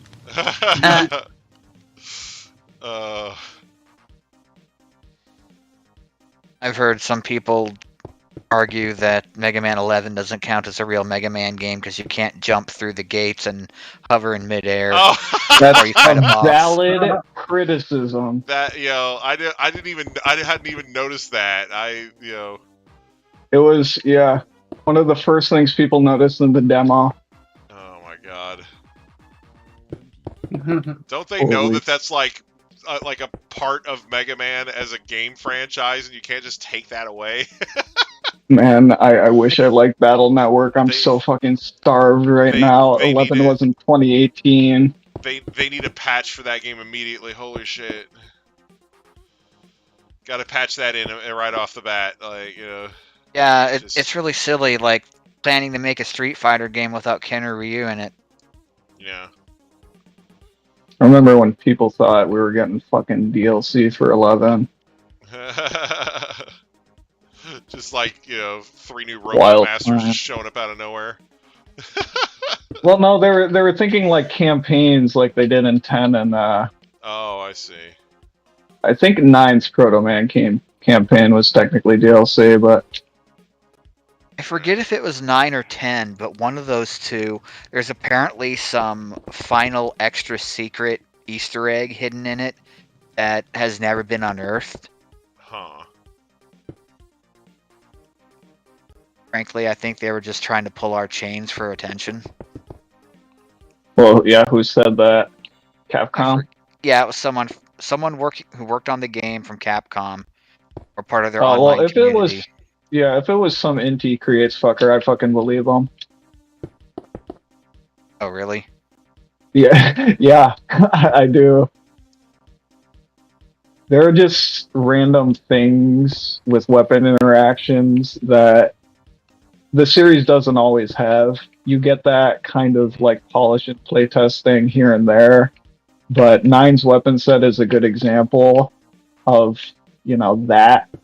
And because of that, it wouldn't surprise me to know that there are just interactions with enemies or like just physical objects in levels that I haven't tried yet that might open something up. Right. I don't think it's likely. I'll say that too, but I do think that it could be possible. Right. Well, like for example, there's a weapon interaction that not everybody notices from Mega Man X because it's not part of a weakness. Yeah, it's a Boomer Kuwanger. Boomer Kuwanger's weapon. If you use it on Flame Mammoth or Launch Octopus, it cuts parts of them off, and they can't use them anymore. So, like, if you use it on Launch Octopus, it cuts his arms off, and he can't use the torpedoes anymore. Because that's where he shoots them out of, is his arms. And if you use it on Flame Mammoth, it cuts his trunk off, and he can't use it to change the direction of the treadmill anymore. Or spew oil. Yeah, so like it basically eliminates a good portion of what it could do. So, but like I said, it's not the weakness for either of those guys. It's just funny, like There's a couple of similar things like that in X2. Yeah. You could if you try to use the bubble crab weapon on Wheel Gator, he'll just kind of chew on the bubbles and like, kind of barf them out. They won't do anything to him, but it's just kind of a funny animation. Right. Yeah. If you use the overdrive, if you use the overdrive ostrich razor boomerangs on Wire Sponge, like exclusively, when he dies, he'll like slide his top half and bottom half will slide apart. Yeah. Yep. Yeah, that works if it's the killing blow. So, I always assumed that you had to. I always assumed you had to just use it exclusively. Well, I mean, you would anyway because that's the weakness in that case. But my favorite thing to do in that game is to hook up the ASCII pad and just blow Bubble Crab away with regular shots. Yeah. That thing will auto fire itself. So you like blowing bubbles? No, I buried that clown alive. You said you like to blow Bubble Crab away. So with the rapid fire with an ASCII pad, yes. He would repeatedly try to, build up the bubble shield, and he'll still take damage. It was freaking great. Huh? I kind of wonder if they were thinking about that a little with stuff like Acid Man. I wonder if they think back on other bosses and separate series, same franchise. If you want a hilarious laugh, go into your YouTube chat. Go to YouTube and type in Wily Shorts. Yeah. It's a set of crudely drawn, simply animated, Mega Man inspired comedy bits. My favorite one is the introduction of a new robot master who wants to be friends with Fireman. Oh no. And it doesn't end well. Yeah. Gasoline Man, Kerosene Man. I will neither confirm or deny the details of that report. Yeah, I just fucking shat on Plug Man. He got owned. What if there was a Mega Man boss called Toilet Man, and his whole purpose was for you to just shit on him? Oh, there was already. His name is Toad Man. Commode Man. Toad Man. Commode Man. Oh man. Yeah, Toad Man has the very special and cool boss pattern of if you interrupt his attack, he will stop, stand there, and then try to do it again. I think that's called Spark Mandrill Syndrome. It's sure fucking it's not even, because Spark Mandrill is like genuinely during the animation he breaks out of, the iframes run out, so you can just fucking keep him there. Right. Toadman sits there, takes it, stops, looks at you, and then starts belly dancing again as you shoot him point blank. Right. Like, It Like, is. no dude should ever do any belly dances, so yeah, I'd shoot him point blank for that. Right? Yeah. I know a kid who could belly dance. I'm sorry. She was wild. Let's see. I don't know if I like Meg. this is looking. Mag man. Paper rain.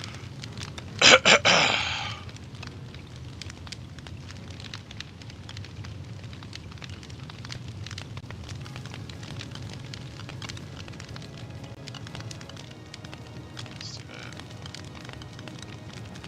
Also, I like playing current day and age, like NES sprite style games, because then at least I know stuff like enemies scrolling back and shit is part of the challenge, part of the design, And not just some rather than limitation. just a fucking byproduct of a limitation that Technical happens limitation. to make things inconvenient for me, the player.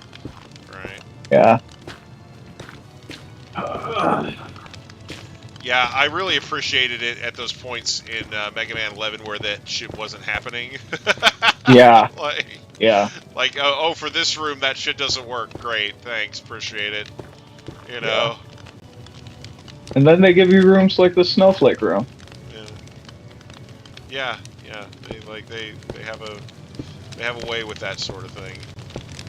They have a way with the words, those Capcomers. Cap communication. Commerce. Cap E-commerce. communism. Cap commies. The Cap communists. Those Cap Cap commies. Those My Cap favorite commie thing about- bastards. My favorite thing No. about Shovel Knight is playing it and every once in a while seeing, oh wow, this would look so great on an NES, and then realizing an NES would probably have an aneurysm just loading the title screen. It would shit itself and die. Yes. Pretty much. That is correct. Shovel Knight is so good. Yeah, I liked it so nice I bought it twice. I liked And it its so much. spin-offs. I bought it one time. Well, the thing is, I'd seen it in action. I'm like, okay, I'll try this out. I used copy for the Wii U, and I'm like, dude, I love this. I'm getting Yeah, this for the Switch. Yeah, you need to have that on any other console, my dude. And it was a physical copy, so I was able to Yeah. get it back. And And like Well, any actually, no, copy. I forgot, I had bought it for the Switch when I first had a Switch. The whole, what do they call it? The whole treasure trove of it. Oh, okay. Back when the treasure trove was just the Spectre Knight expansion and the main game. Well, Plague Knight was out at that point, but yeah, King of Cards wasn't. Yeah, Plague Knight, not Spectre Knight. It was, yes, the Plague Oh, Doctor. yeah, you just Plague meant Knight there had was only just two. released. Yeah. Yeah, it was okay. just those two. Yeah. Brain fart. No worries. So yeah, in intervening years, I went through some stuff. Had to sell a Switch, yada yada yada. Got a Switch OLED just a month before Mom died. You know, fun times. But I'll never sell the OLED because that was technically the last gift she ever gave me. Yeah. That makes sense. Ouch. Sometimes he just does a little step because fuck you. Fuck you. What, do you have an angry cat in your lap? No, I'm fighting Magma Man. Ew. He's one of those stair arena types. And he can hop from any stair he wants, and sometimes he just only does the one I am standing on. Paperman still hasn't appeared because he's OP. I can believe That's, that. that's true. The one answer to Rockman. Right. Well, the thing is, at least in the Classic 6, it was always the dumbest one, or the most unassuming one that would have the power that would basically win the game. Like Mega Man 2, it was the bubble weapon that would win. at the very end. Oh, Mega yeah, Man 3, yeah. it was the snake, search snake. Or the fucking spin that I hate and The top everyone spin. hates. If you have good taste, you know why you should hate it and what went wrong. I don't know what went wrong, but I hate it just as much as you. What went wrong is that they set it to consume ammo independently of if it was doing damage. Oh, right, I remember now. Yeah. That's why I hated it. Yeah. Like, you better get it right in one shot, otherwise... Make it count, hosed. asshole. Yeah. And they had the Yeah. charge kick in 5 or 6 that worked similarly. It sort of, kind of, not exactly. It gives you iframes for some things and not others, and it also damages some things and not others, and not always in sensible combinations. There is an enemy who is a bouncing head on a little, like, pair of legs in 5. And I believe his head is damageable with the kick, not his feet. To give you an example. Let's see.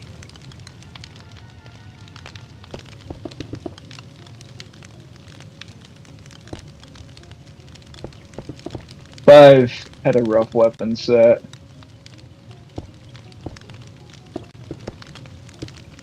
Did you ever Do play that. the Wily Wars?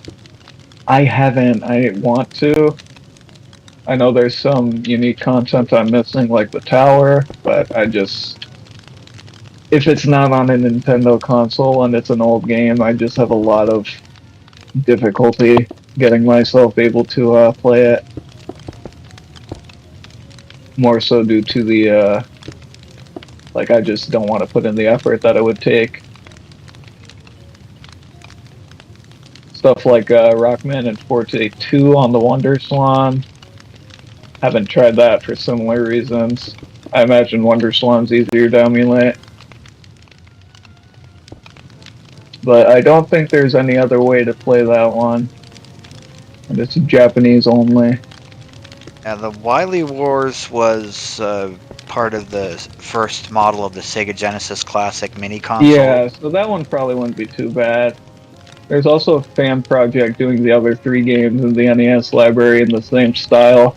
Well, similar style. Yeah, the sequel wars. Yeah. That is a project I hear good things about, and I am interested in. Yeah. I just have yet to play any of the content they've put out for me. Part of that is I'm salty. I want to play finished Mega Man games.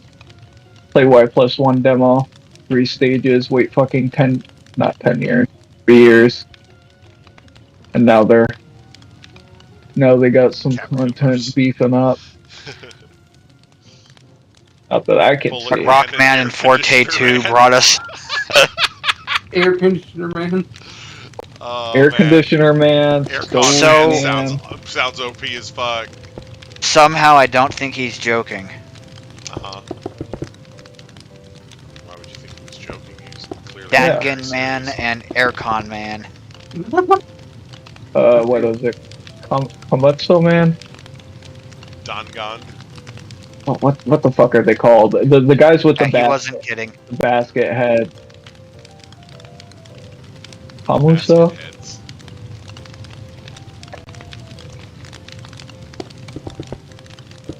Yeah, like Eastern Japanese culture. The wandering dude with a basket covering his face like a Oh. mask. Okay, yeah, I think I know what you're talking about, Yeah, they have a guy for that. yeah.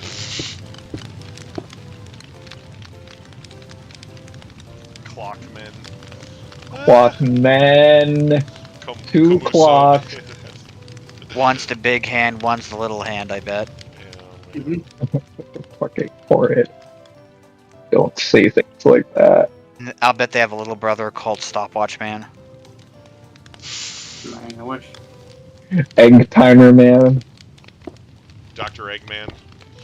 Stove Man. Stove Man. Is he just called Stove Man, or did he have a different name? Compass Man. Compass Now Man. he's just- Compass Man is like the edgy one of that game, which is fucking hilarious to look at. I honestly thought he was joking again at this point. Just pulling things out of his anus. No, they're real. The challengers All of from the them? future, Robot Masters, are like a missile and then household objects. And here I thought I was the hardcore mega fan. Actually, maybe the missile guy was from the DOS games. I don't remember. Mm. Yeah, I'm pretty hardcore, but like, there's just a ton of shit I've absorbed secondhand and don't really retain. Yeah. Yeah, I had one of them, or maybe both of the DOS games at one point, but never played them on my own computer. It is, funnily enough, probably because they're dog shit. Well, I did have a girlfriend back then that had them in. Let's see. Well, it was at her grandmother's house. She had like a Windows 3.1 machine that would work them. That would play them. Jeez.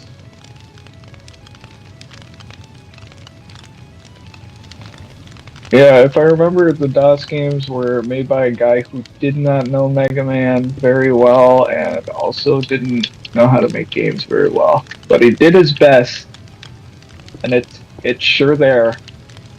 They sure exist. They sure exist, and I'm not going to touch them, but I know people who have and have advised me to stay away from them. Uh-huh. Unless you're some sort of masochist. Yeah. Which is why I'm mentioning them to Hunger, so that he can scream at them on stream. Yeah, no, Everyone's that sounds amusement. appealing. Mm-hmm. Anyway. Yeah. Oh, but you had so much fun with Skyward Sword. No, that Fun? Quote unquote had fun, he says. fun, he says. If by fun, of course, I mean controller hurling aggravation. Yeah, that's what I mean. I like the elephant mid-bosses and Concrete Man stage, even though they used to kill me a lot. It's not often a Mega Man game decides to go, hey, here's 3 fucking elephants, idiot, dodge that. Well, I do want to give a shout out to my favorite video game Mega Fan homepage, since we've been talking about Mega Man. The website is called mmhp.net. It's the official Mega Man fan homepage. It's been around since probably the Clinton administration. But it's not And- the Sprite Sync forum, so I don't know much about it. Yeah, the person running it is a diehard Mega Man fan, and she's got like playthrough guides for all the games and a lot of info about some of the games that we've been discussing. Uh-huh. So if you're having any trouble with any Mega Man game, I would go there. It's www.mmhp.net.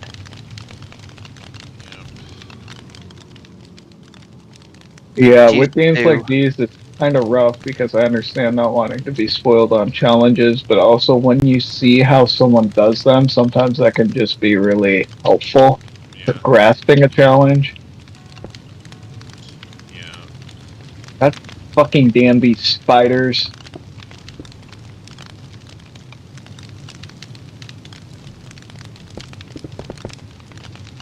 Who put spiders in the construction site?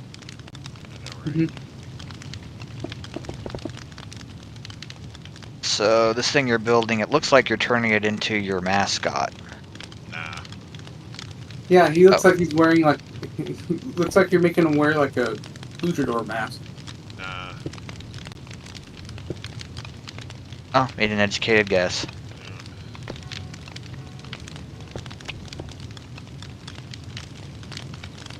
Meanwhile, I'm over here trying to make a tree out of basalt and sheep wool.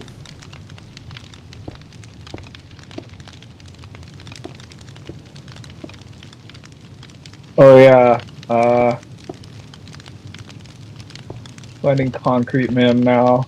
Thinking about how this guy is one of the guys who continues Guts Man's construction motif of flinging his body around and being heavy and stunning you and making you angry. Angie.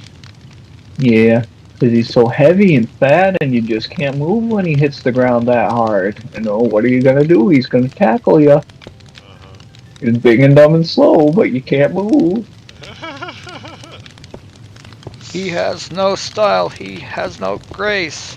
I think Commander Got Man is burning the rock for worst a face. offender of this because he does the ground shaking and he also sends a wave that three-shots you after he does it each time. Oh, jeez. So they really If you're punish you. Proto Man, it two-shots you. Oh, man. So they really punish you for not jumping at the right time, right? Yeah, and it's not like usual jumping timing for that kind of thing because you have to offset it because he fires the projectile and it goes down at a different rate than him. Oh, jeez. Yeah, so it hits the ground, sends two waves either direction crawling on the floor. Both of them are your max jump height. You have to max jump over them at the right time to go over them. God. Yeah. That one's probably, I want to say that's the least enjoyable fight in like 9 and 10. Yeah. And it's more so just because they made his damage value so high. And it makes it clear which attacks they want you to prioritize dodging, but it also makes it really fucking tough if those are the only attacks you're getting hit by in the first place. Which, fun fact, they are. That dude does less contact damage than he does actual damage, I'm pretty sure.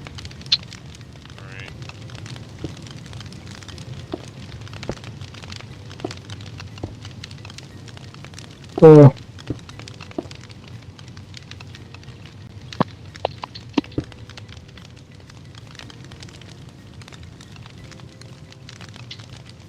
It's always funny when I go back to Splash Woman's stage because I stopped doing it early in the order, and now when I do it late, I still find myself doing it mostly Buster only just because that's how I'm used to it.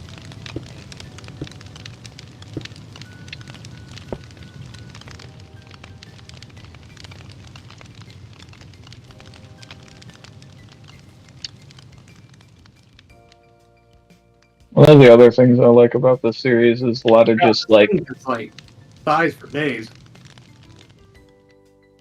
buns and pies. No, I'm talking about the thing Hunger's building. It's got thighs for days. Yeah, buns and pies. I mean, tough to tell. Ja, buns and ties. Jaw. Soulless, ja. Jaw. Ja, buns and ties. I don't know. The correct answer was yes. The answer is yes. The answer is yes. God damn. Oops. Falling out of the sky over here. Fuck. I'm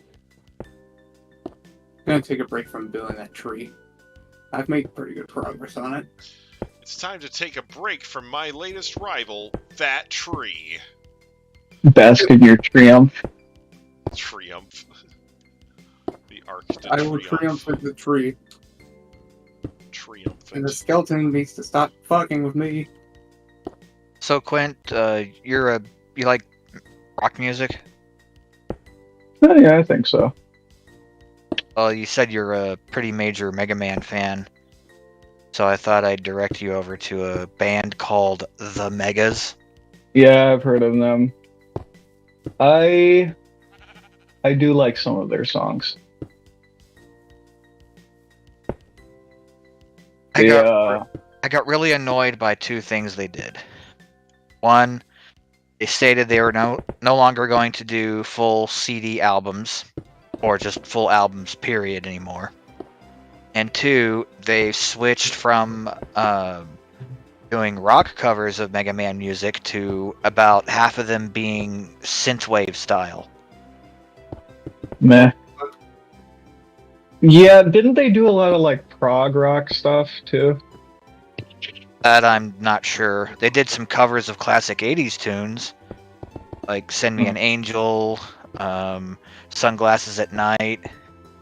Yeah, I just remembered a couple of their tracks being like not what I would consider rock, I guess. Oh yeah, I have checked out the Proto Man. Yeah, I might be getting some covers confused between the two, honestly. But I remember liking Fly on a Dog. I remember liking the Magnet Man one. I know that one was from the Megas.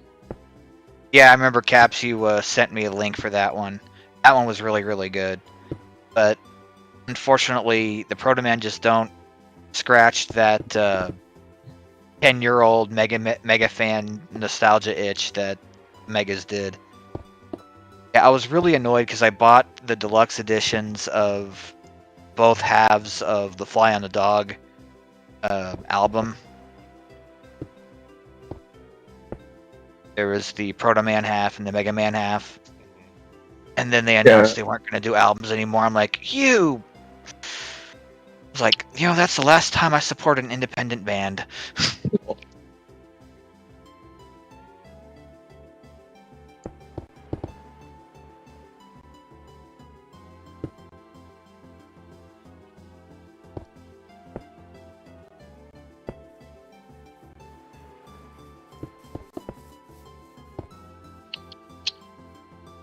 Yeah, I remember liking the Magnet Man one a lot because I just thought it was hilarious.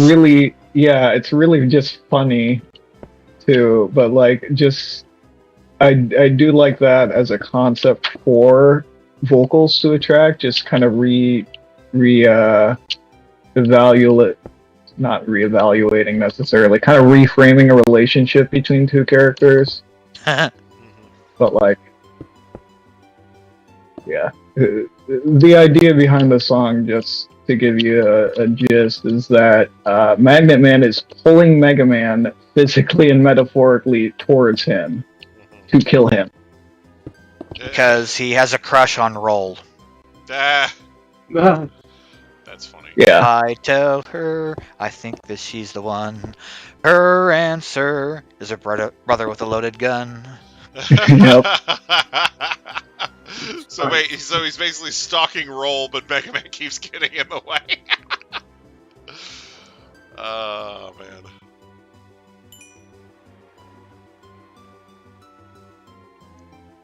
Yeah, the chorus is my favorite. It's I am magnetically drawing my death to me, so why then can't I reverse polarity? I am magnetically drawing my death to me, so why can't my body reverse polarity? Yeah, that's it. You walk into my town, waving that gun around. You wanna fight, I'll give you one tonight. So you better not mess with Magnet Man, but you better not mess with Magnet Man, but you better not mess with Magnet Man. Come on.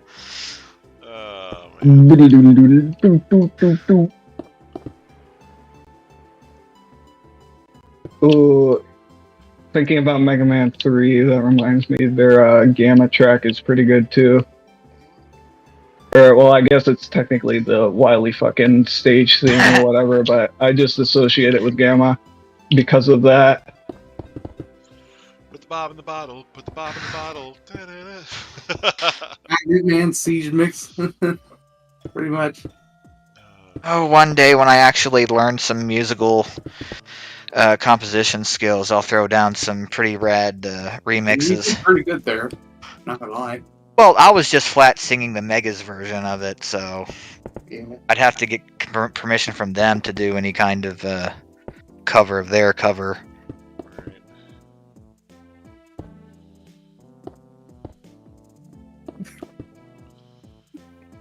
Oh man. I'm glad you're not tone deaf at the very least if you're going to be singing in my ears, yeah. That was not sarcasm. You are You're not welcome. tone deaf. Yeah, like you have notes right and stuff. Very good having the notes right. I would say that when you do that, it makes the music sound like the music it is supposed to sound like. 10 stars. Thank you. 10 out of 10. 10 out of 10. Would 10 again. Honestly, if I were to do a remix of any Mega Man track, it would be Bubble Crab Stage from X2. The good news It would be Bubble Crab Under Siege. Oh, lol. Well, that's how I would name all my tracks. Yeah. The Oh yeah. I was gonna say if you decide to remix Bubble Crab 8-bit, fortunately for you, someone already made the worst possible cover, so there's no way you could ever take that away. Damn. I would do something that sounds professional, live, something or another. I would do something fresh. Crazy. Man. Oh, fucking Bumby Catcher!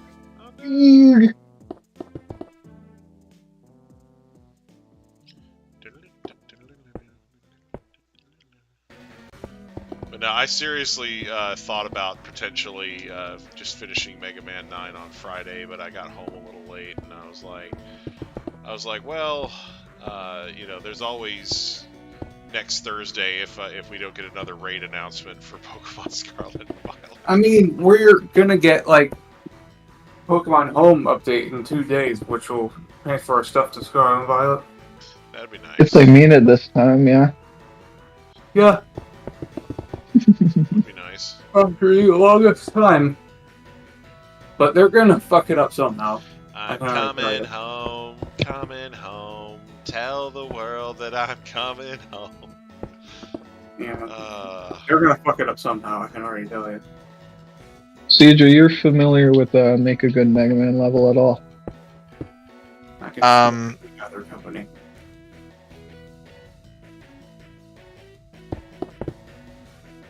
I probably couldn't make a good Mega Man level if I tried. I'm asking about like the fan game work series of 2 full games that are out, where it was a level design contest, and that's what the levels in the game you play are. Oh, I wasn't aware. Yeah, that's a good one. I recommend looking at that sometime. Yeah, By looking at it, I playing mean PLA to playing get it. shinies to transfer. Nice, Caps. Well, the thing is, my creative juices don't quite flow like that most of the time. Case in point, Hunger got me Super Mario Maker on the Wii U the year it came out as a gift, and I put together like a grand total of 4 stages, and I kind of had the concept for a 5th one in my mind, but I was just kind of tapped out. And then I got really annoyed when Nintendo deleted one of my levels. It was deceptively easy. It was called Lake Panic, and you basically start the stage. It's a water stage, and you look like you're about to be swarmed and overcome by all sorts of aquatic bad guys. But the trick of the level was not to panic in Douglas Adams fashion, and just swim to the top of the screen all the way to the right as fast as you could, and you would easily beat the stage. Yeah. Maybe I should have named it Don't Panic. Yeah. Hold forward. You have to tell them. Yeah. No. Tell them in the title of the stage. It's too The hard. thing is, both versions of Super Mario Maker had a thing where you had to prove that you could beat your level Right. Yeah. by beating it. So it's like, if it's up there and it's playable, it means it's beatable. Yeah, and something Mario Maker does that is very, very smart is that they make you beat it from every checkpoint too. Yeah.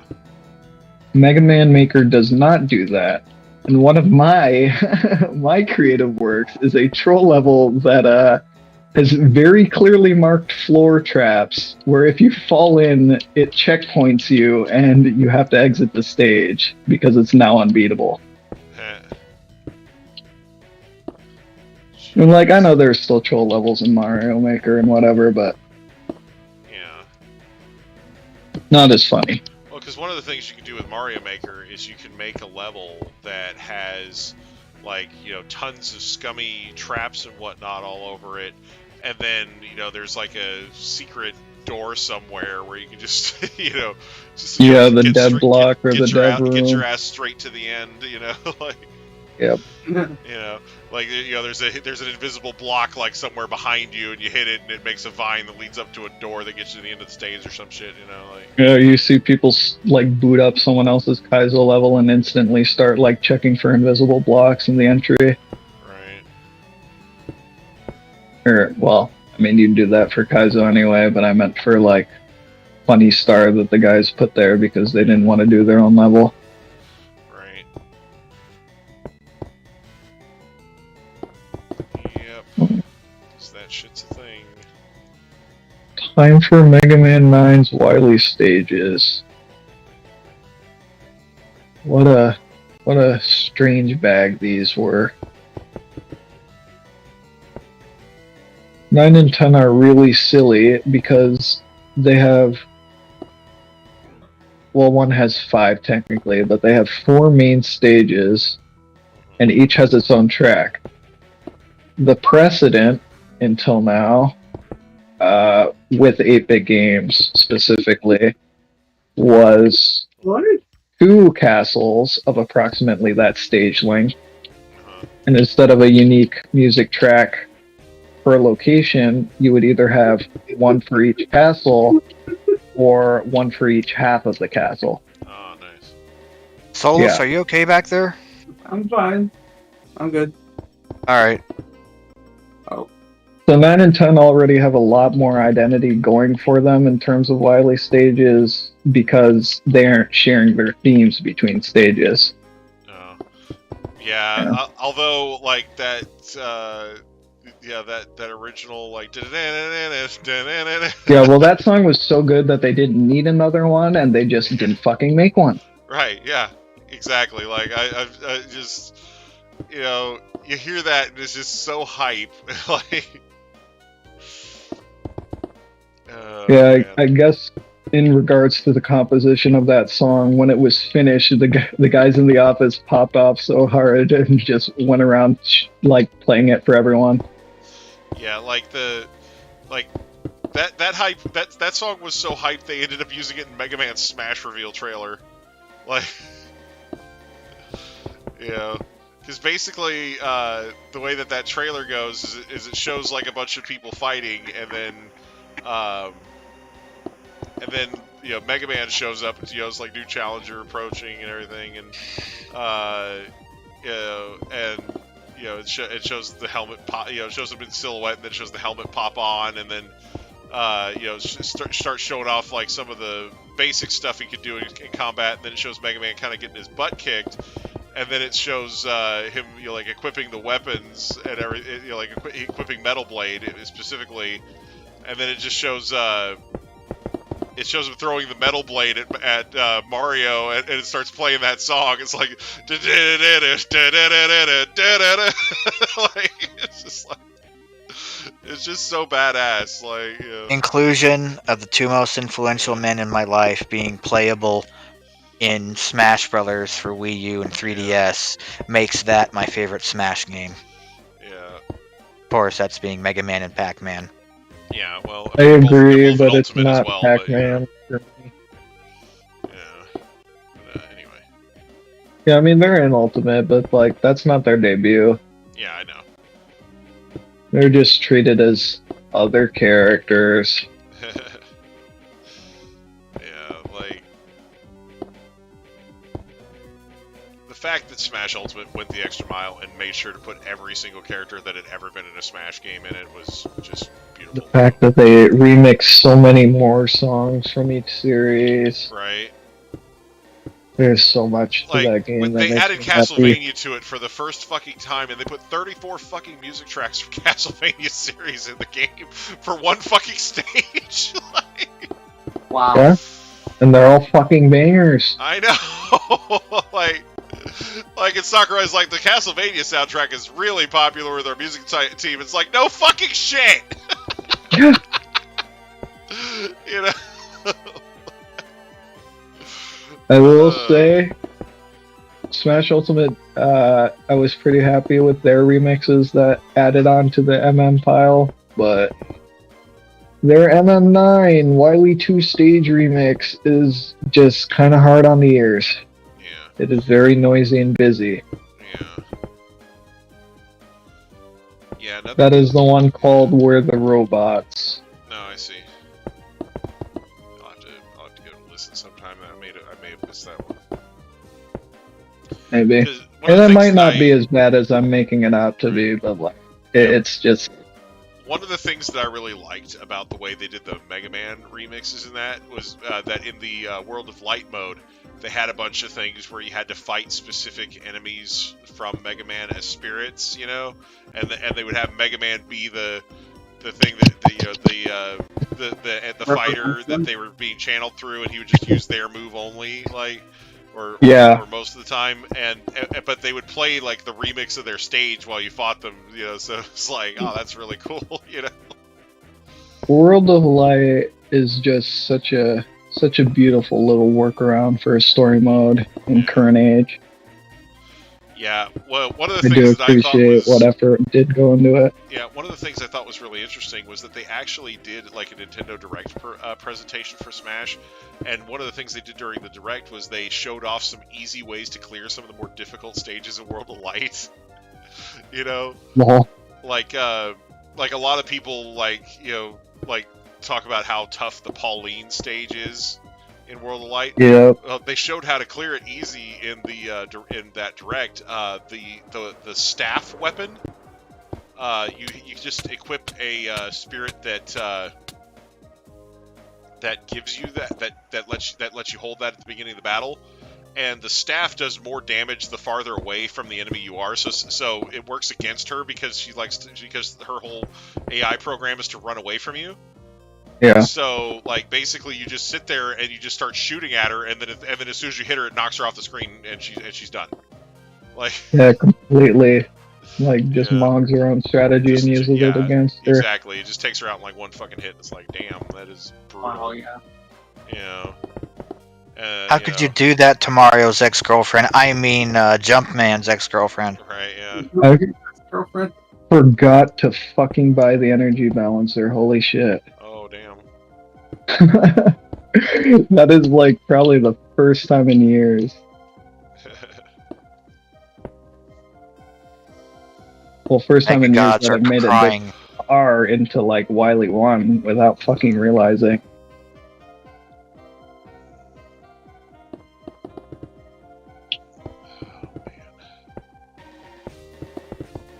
So funny. Fan games will either be like, hey, here's the energy balancer for free, or they will make a point of including it in the purchase list. But it's always there. Nobody likes pausing, switching to a weapon, refilling the weapon, And then pausing, pausing and doing and going back to the weapon they were using in the first place. Nobody ever liked that. Nobody wants doing to that shit pay in old in-game school Mega currency Man. to unlock that. It should just be built in. Right. Dr. Light should rip open that son of a bitch and stuff it in there. Right.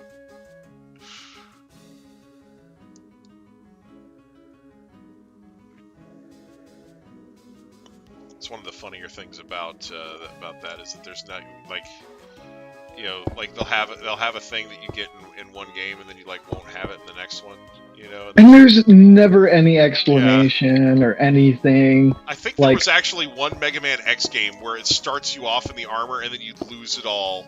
Like it starts you off in the armor from the previous game and then you lose it all. Yeah, that's 5. X5 or 6. But that's still really cool that they actually went through the effort to do that rather than Yeah. Just be like, oh no, there's no explanation. You just don't have the shit from the previous game. We're gonna act like continuity isn't a thing that matters here, you know. Like, except for the fact that you get the dash function from the start in like every Mega Man X game after the first one. Yeah, it's like at the beginning of Tears of the Kingdom, Link gets wrecked and he's ripped all the way down from 20 hearts down to 3. Yeah. And I bet if I could draw a thought bubble over his head, he'd probably say something like, "Oh, so this is how Samus feels." Yeah.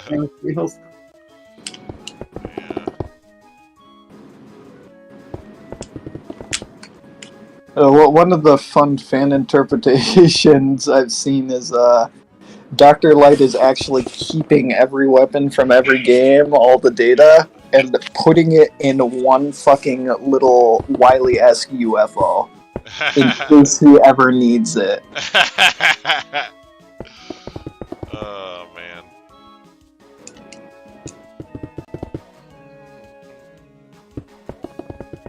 Well, the thing is, if Dr. Light had the data for the weapons, couldn't he just install them on Mega Man in the first place? Like, because like, for example, like in Mega Man 11, like they're all the robot masters are things that Dr. Light created in the first place.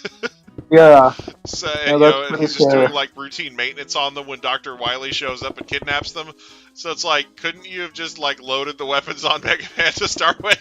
Like, Oh, he didn't do that because then the game won't happen.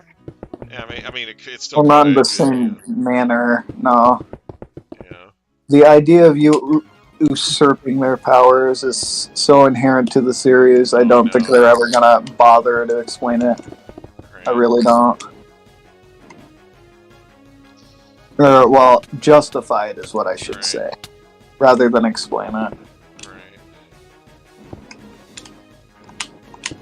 But yeah, for 9, after gutting you of the fucking charge shot and slide, two of the most well-recognized upgrades to your general move kit,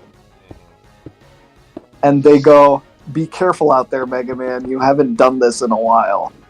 Oh god. And like, yeah, I understand why you would not feel good after that. It actually took a jab at that in the Right. Archie Mega Man comics. Dr. Light is trying to fit Rock with the he called them the dash boots, I think, in the comic. He says, I'm trying to get these dash boots to work on level 9 and level 10, but they just won't for some reason. We're gonna have to ship you as is. Oh my fucking god. Wow, Oh dude. man. Oh. Jeez. Archie can be kind of shitty, but moments like that are just gold. You have Ian Flynn to thank for it. He was pretty much their best writer on both the Mega Man and Sonic comics. Yeah. Yeah. And from what I hear, he also wrote for Sonic Frontiers, the game. That one's also got some nice nuggets. Yeah, I just wish I'd collected the Mega Man comics. Sorely wish I had somehow, but was never really in a great position to do so. I want Megamix and Gigamix, but I probably won't get them for several years, if ever. I believe that is Hitoshi Ariga's Mega Man comic. Ah.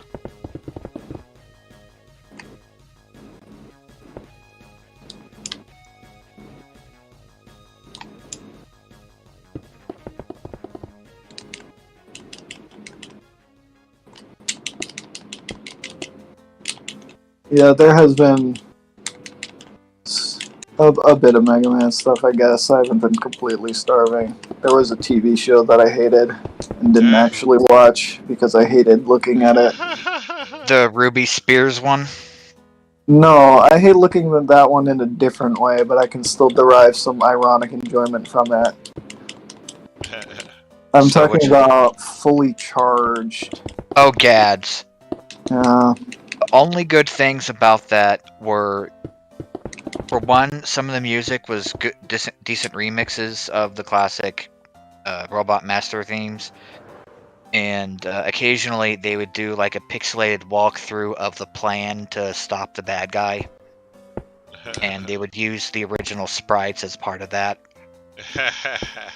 There's a lot of nice details and like a lot of like love shown for the original, but there's also, I just think the premise is so weak that to change the base is just like, it seems, why would you, you know? I didn't watch it that far. For that, it was like, I don't know. There was a lot of shit in there. Like, he had a little helper guy that turned him into Mega Man or something. Mega Mini. Yeah, that shit. And then one of the antagonists was just named Mega Man backwards. Oh, grief. Yeah. Yeah, so, it's no wonder it didn't even get a full season. Yeah, Kid Show, okay. Namajam. He is the evil Mega Man. Fucking Ruby Spears took Proto Man and repurposed him into more of an enjoyable character than whatever the fuck. Yeah, I don't know. Maybe he's a better character than I know, but because he has a stupid ass name, why would I give him a chance?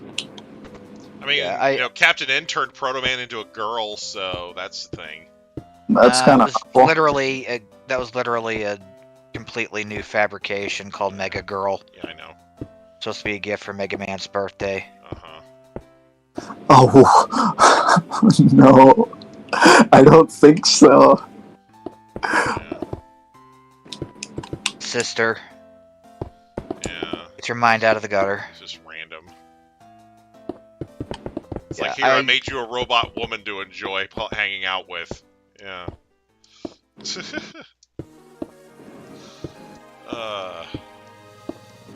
I really like the Ruby Spears one. Oh, I just love it when an evil plan comes together. Oh, Doc, you're gonna really hate this. Jeez. We heard the silent alarm, Dr. Wily. What gives? Now, why would a bathroom door be locked from the outside? Oh no! Yeah, there's never a good reason for that. Jeez. The characterization is incredible in that show. Yep.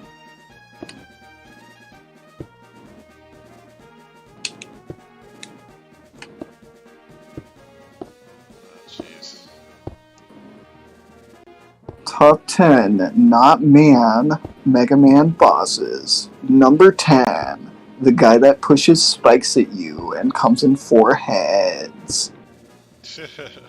Number 9, the tall guy with spikes on his body that pushes his body at you. Number 8, Gutsman, but bigger. Hard man, but even harder. Bigger, harder, and uncut. Yes. Harder man. Harder man, yeah.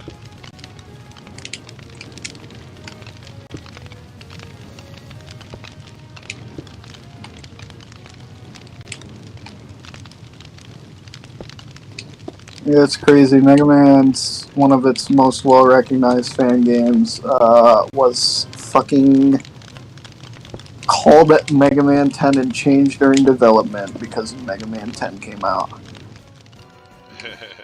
Which is kind of wild to me.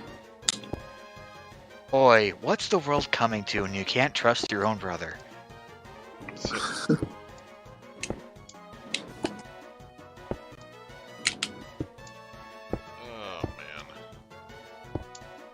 I saw a compilation of every time Proto Man calls Mega Man brother in the show, and then it ends with Rule going, I wish you would stop calling you that.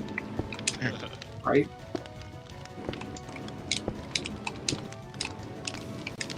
He's my brother, not yours. Fuck off, bitch. Well, he also says it with a sneer without fail every time. Alright. 10-4, Supreme Space Cadet, sir.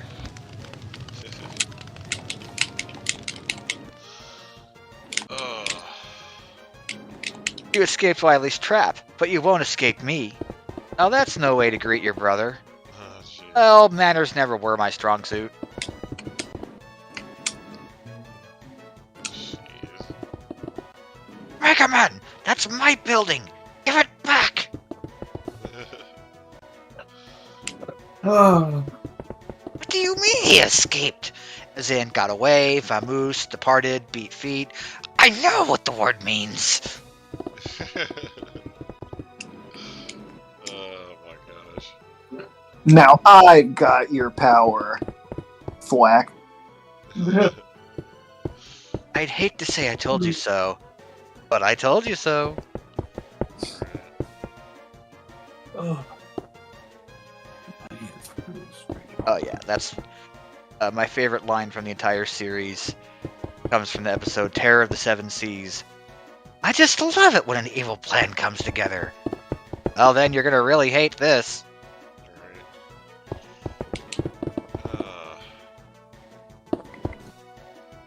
Speaking of things I hate, forced weapon usage in the Wily stages that does not add anything to the game and only lowers your ammo count, Right, or a boss that would much better take it to the face. right. Because Yeah, I can hate that. I do like Concrete Shot. I think it's a neat little weapon. I do not like how in the final stage I have to use it to avoid face taking a fifth of damage from lasers, of which there are 20 of, on the way to the boss rush. I think that is not good level design, I'll say it. Yeah. I think it's kind of tedious and not good for new players, because if they go to try out the weapon on the boss that is weak to it and try every weapon but the one that works because they used it all because they had to, Right, they're probably going to be kind of salty. right. I like the thing with Dorkly would do this sometimes, but they would basically have like what if like the video game characters were intelligent, you know, like what if the villains were Yeah. actually intelligent? Like there was one, it was like Legend of Zelda: Link to the Past, and like Link's running around the dungeon and he's like you know, like he like knocks on the boss door and he's like, hey, I can't find the key that lets me in here, and and the boss inside's like, what, do you think we were just gonna leave it lying around where you could find it? Yeah. Hey guys, he thinks we just left the key around where he could find it. You know? Oh, what, you want a silver bow before Ganon too? Right? It's just so fucking funny. Like, Let me guess. You're gonna flood the cave with water. Oh no, nothing so boring. I'm going to flood it with bombs.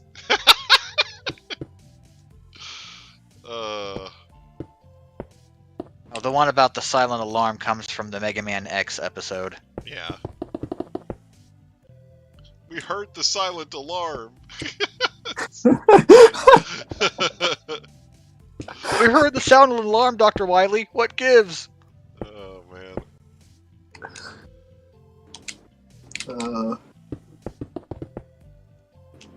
The world may call me insane, Proto. Sounds right to me. Right. Oh man.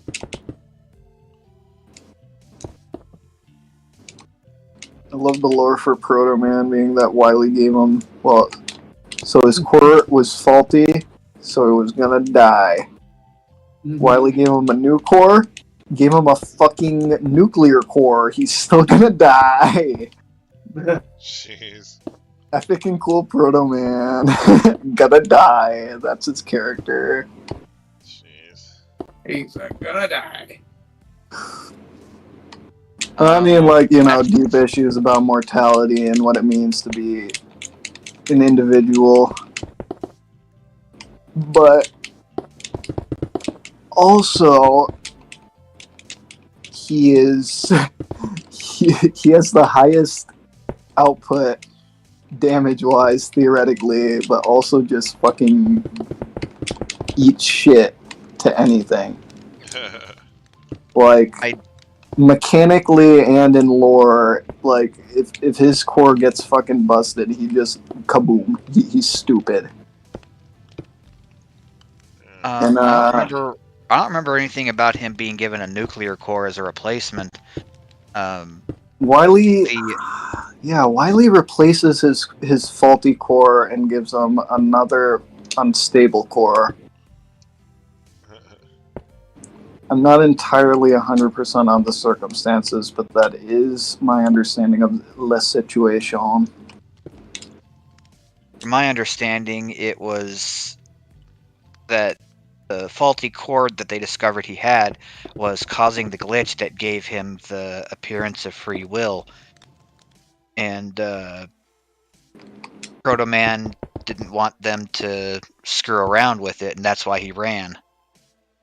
Yeah, that's why he ran initially. In Mega Man 3, this is much, much later, and he goes to Wily because he is dying and needs repairs. Now, is this like in the comics?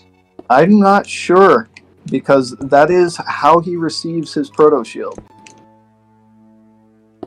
Huh. Which also implies that the shield part of the Joe design is a Wily feature, not a Dr. Light feature. Which is kinda fucking funny. Yeah, I just find it interesting that he would go to Wily and not his creator to get a replaced core. Yeah, trust issues. Yeah, he had trust issues. Yeah. I am pretty confident in the sanctity of my 2-core information, though. Alrighty. Now, I do remember in the aforementioned Archie comics that Proto Man's like awake at night and he overhears Dr. Light talking with a colleague about, possibly having to do that, but he mishears or only hears like a portion of the conversation and he totally gets the wrong idea. Yeah, the intricacies of it I think were changed a bit for the comic, but I do know that ultimately, like, he does just run away. He's MIA. Yeah. Like, Mega Man 3 is the first time Dr. Light has even, like, gotten any feedback that he's alive. So Caps was asking if that Mega Man 10 fan game you were talking about earlier was the one that had disappearing blocks as a boss. Yes, it was. Okay. Just making sure. Okay, cool.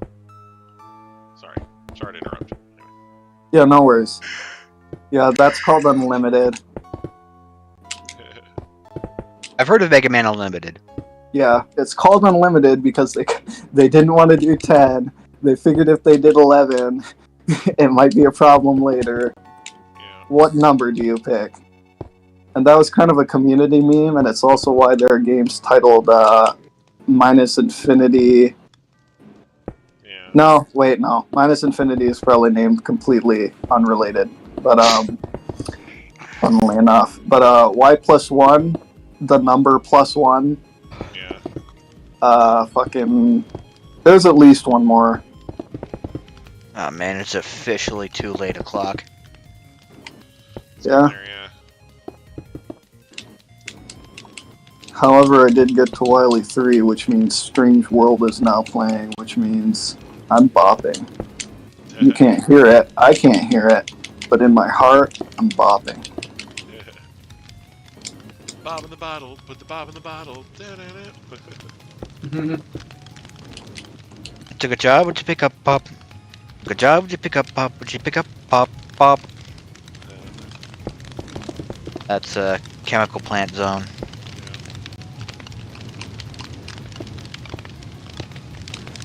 I am Mega Man, got a motherfucking gun for a hand.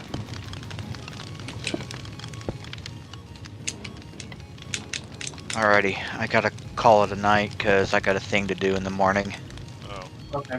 Very good luck with your thing, Siege, and even more good luck with sleeping. Thank Good luck you. with Thing from Adam's Family. Hope it works out. Right. Good night, everybody. Good night, Sage. Reminds me of that gag from Animaniacs where he's like, "Did you know there's a thing in your milk?" And the freaking hand just crawls up out of it. Yeah. Yeah, Wow. yeah. Man, I need to watch more shows with just like visual humor again. Yeah, well, like, there's a, like, the joke in question, he was talking to Michelle Pfeiffer, and she was dressed as Catwoman, and she's, like, got a saucer of milk on the table that she's drinking out of, and he's like, "Did you know there's a thing in your milk?" And then the hand crawls out of it, you know, like, and, like, you know, and then, frickin' Dr. Scratch and Sniff is talking to Batman. And he's like, "I don't want to drive the Batmobile. I just want to sit in it." Yeah. Can't judge people for what they want, as they all say. Oh, I can and I will.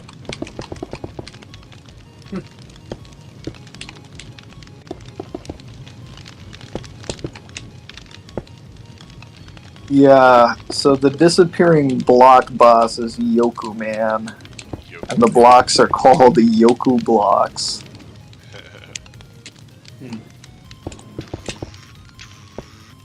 You'll never guess what the stage's other gimmicks are.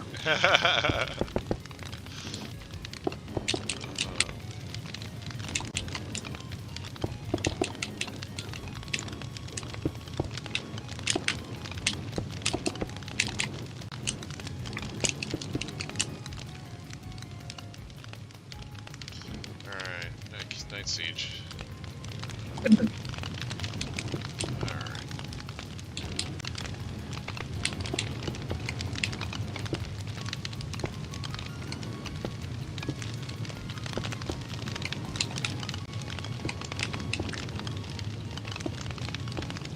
Yeah, and then one of the robot masters for that game is Glue Man. Blue Man. Yeah, and that's actually a little nod to one of the planned cut robot masters for Mega Man 1, Bond Man. Bond Man. Bond as in what glue does to your fingers. But Well, now we Yeah, have that- Bond Man and Spy Family, so there you go. oh, well, there we go. That really means a lot to me as a Mega Man fan. Alright. Well, and it's funny because he's not based on the same type of Bond. He's based on James Bond, Yeah. so, which is funny.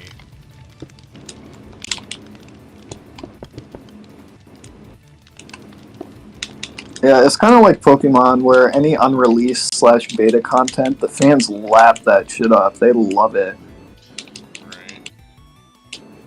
And then Mega Man itself, I don't know about all the games, but the bulk of them, I want to say the bulk of them, that the Robot Masters were fan contests. Yeah. So, like, there's just a lot of that identity in this series, Yeah. which is why it's so fun for me to talk about. Yeah. No, that's fine.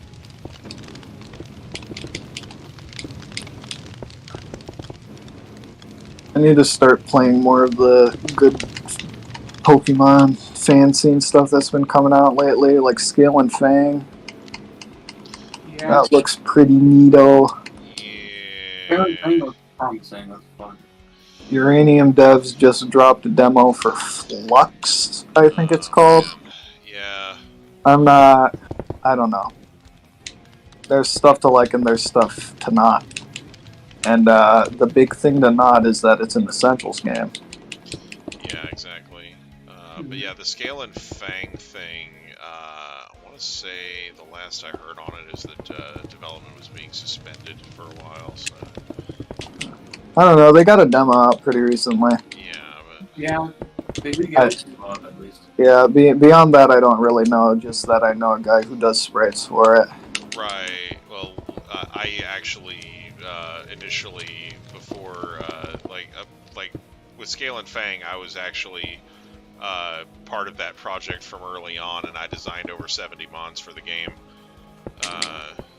So some of those ended up being cut later after they were already approved initially, but I'm sure a lot of them ended up making it in there anyway. So Yeah, I need to give it a look because I kind of want to see what designs you snuck in there. yeah, I did some nice designs. Like I said, I don't know which ones they cut either, like because after a while they were like I was just too busy to pay attention to it for stupid long amounts of time, so I don't know what all they ended up cutting and what they're still left in. So I remember looking in one of their channels on their server to see like some of their designs. Some of them look pretty neat. yeah.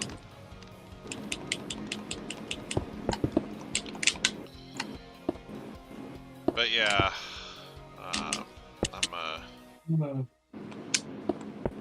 I'm looking forward to when it's finally ready to go. You know, maybe I should look into the demo that they put out. How's Monomyth coming along, by the way? Well, I'm not sure. Like I said, I'm part of both games, but I am not like able to pay a ton of attention to them. I didn't get all the way through Monomyth demo, but what they had out for the beta testers was really good stuff. You guys will like it a lot. Yeah, well, Monomyth, I did not get to design any Pokemon for. I made submissions, but they all got rejected. But I did get to design a couple of the human trainers. So, Trainer bosses, yeah. So I got to design some people, which was nice. Yeah.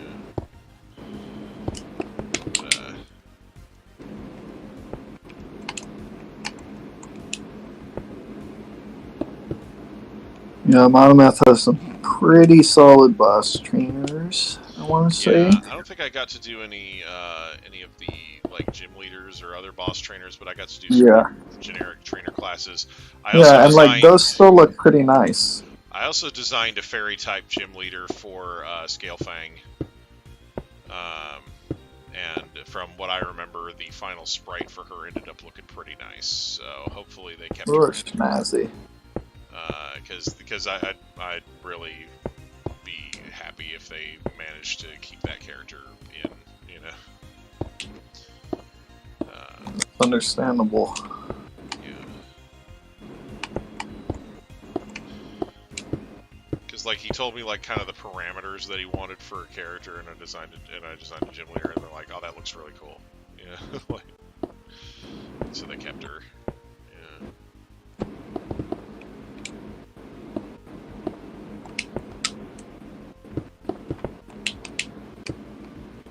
Yeah. So I'm hoping that they wind up using a lot of the stuff that I put in, you know, because it'll make it really cool for me to play through it, you know. Yeah, go back and... It'll make for really good content on the channel, because I could be like, you know, because instead of being like, oh, what the fuck were they thinking when they made this, I could be like, oh, this is what I was thinking when I made this. Yeah. You know, because I made some fucking fantastic mods for that game.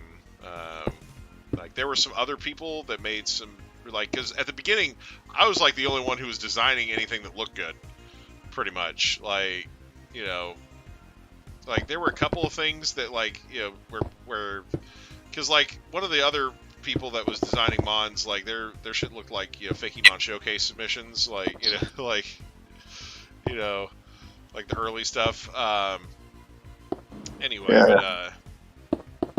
but like the idea, like some of the ideas got turned into mons anyway. Like they just got, some of them I just did. Some of them I did updated drawings for, and others other people did. But it was like. Yeah, so you were just kind of one of the only people with like the skill to kind of put what you were thinking into feasible concept art at the time. At the time, like they got somebody who's actually really fucking good later on. And I think that's why a lot of the stuff that I did that was approved earlier got cut later, because they're like, oh well, this guy drew something that we like better, and we're gonna use that. So it's like, okay, well, yeah. Thanks for crushing my dreams. Appreciate it. Anyway, it's like, yeah. Wow. Try not to stomp on my testicles on the way out. Anyway, but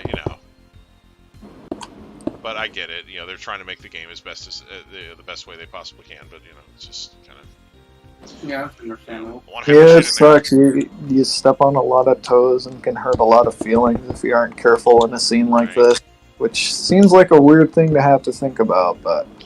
Right. Well, and part of it is because you're basically asking for people to fucking help you out for free, so they're only doing it because they really like it, and if they really like it, that means they're really passionate about it. And so they're really passionate about it. Tell them that the sketch they just put together is completely unusable trash. It kind of it can make their feelings, their fifis get a little fractured. So. Bro, my feces is so fractured right now. The fifis. The fifis. Oh, my precious fifis. Anyway. But yeah, so... Anyway, it's just,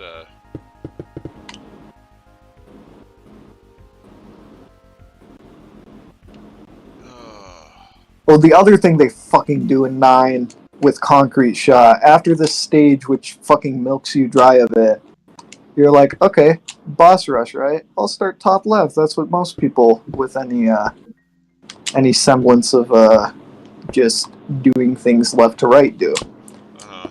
So you do that, and who the fuck is it but Mr. Weak to Concrete Shot Galaxy Man? Oh, nice. They really just do not want you to have the funny weakness for Wily. And I don't get why they're trying so hard, considering phase 1 of the fight isn't even weak to it. It's immune. To all weapons.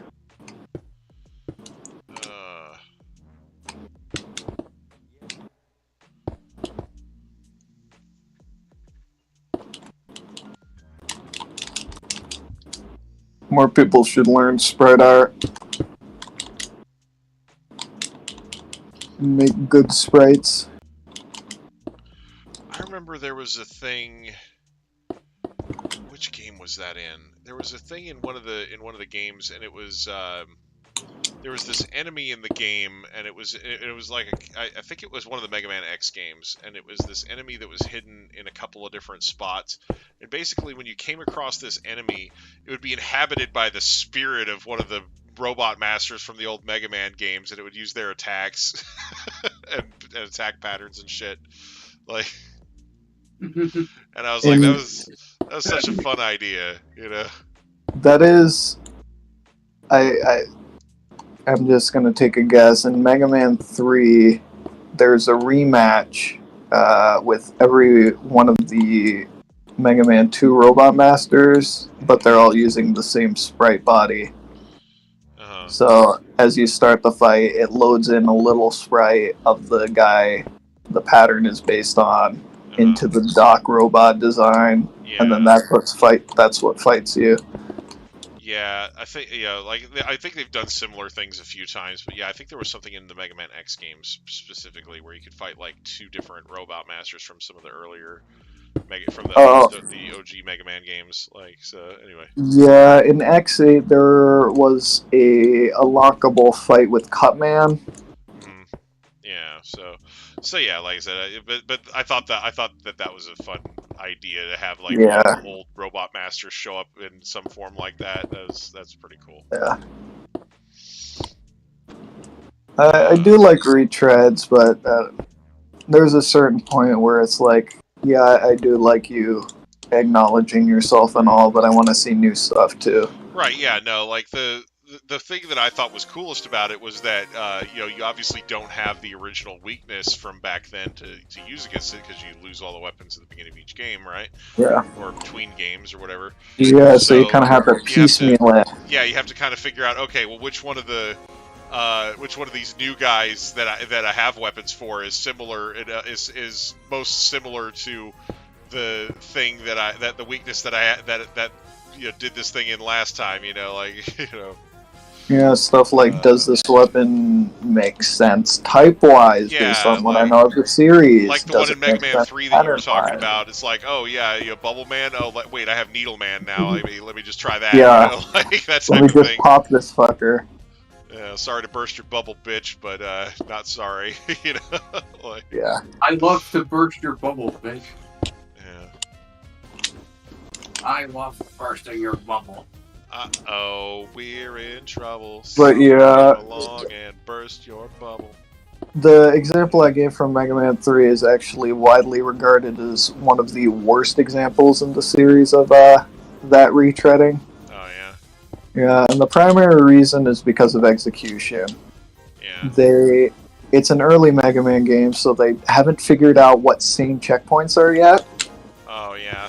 Which means in a stage with 2 bosses and 2 checkpoints, one of those bosses does not have a checkpoint. Oh, yeah.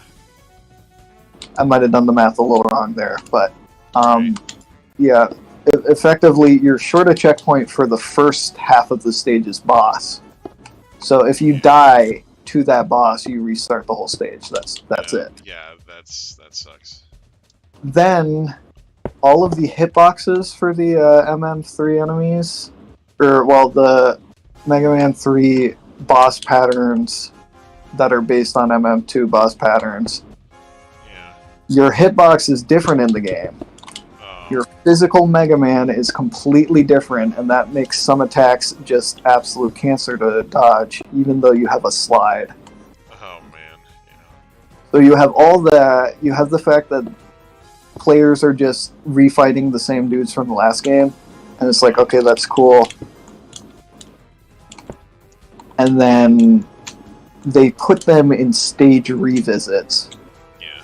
So before they started doing 2 castles, they said, "Why don't we have you revisit the stages before the castles, just as like, some filler." And people did not like that. It was filler. Right. Like, I hate you. Why would you do this to me? Making me redo a stage that I already done did. Dad, blame it.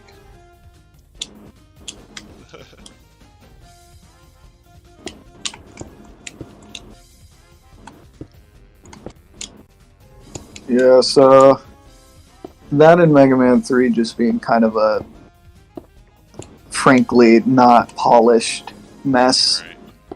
Yeah, Mega Man 3 had some issues, like, especially compared to Mega Man 2, which, was a lot of people's favorite Mega Man game was. Yeah. Yeah. And there's a lot to criticize, as with any NES game. Right. Yeah. But yeah, for good reason. I do think overall 2 holds up as a more fun experience than 3. Right. There was a lot of stuff to do in 2, and the fact that the original version of Mega Man 2 was hyper easy compared to a lot of other Mega Man games. Yeah, it was the most accessible the series has ever been. Yeah, because they literally dumbed it down for stupid Americans. I love stupid Americans. Thank you. I love that dumbed down version of Mega Man 2, where you could basically walk into your rematch with Metal Man and one-shot him with his own fucking weapon. It's just gold. You walk into half of the bosses with Metal Blade and spam it, and the other half you walk in with a different weapon. Yeah. Hey, Andre. What's up?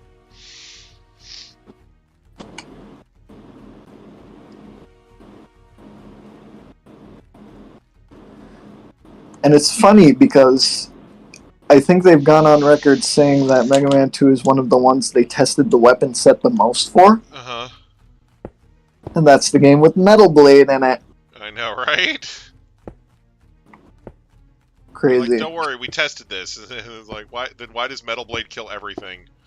3 notably had the opposite problem, and because of Metal Blade, overcompensated on its omnidirectional weapon to the point of making it kinda sad and pathetic.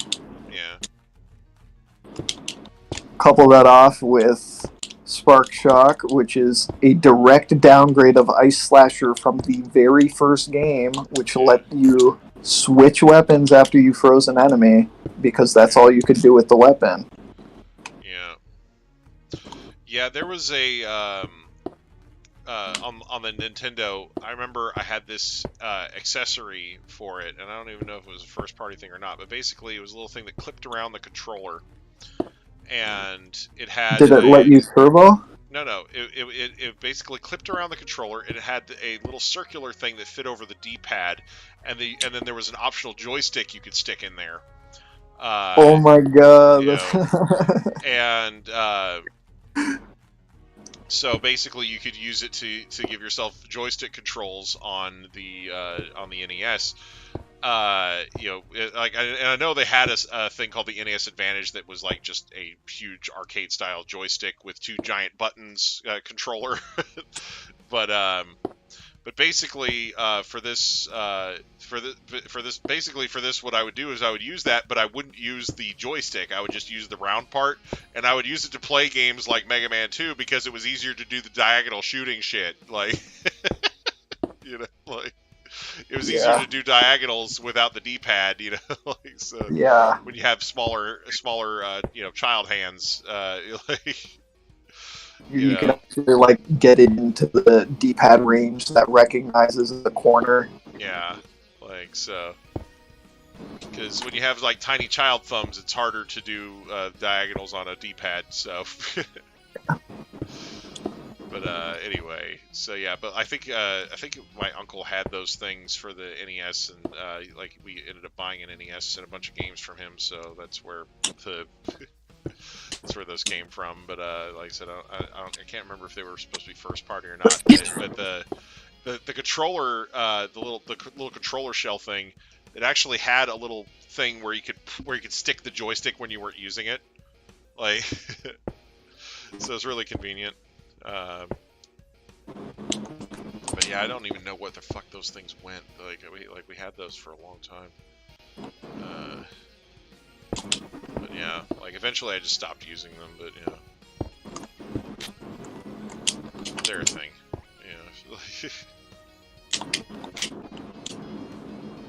Yeah, some of the inputs for old games, just to do literally anything, you kind of have to do a few corners and press a few buttons really hard. Yeah, gotta muscle things around a little bit, yeah. Show who's the fucking boss, you manhandle that controller until it respects you. Right. Alright, controller, learn to respect my authority. Maybe this will teach you to listen to authority. Shit.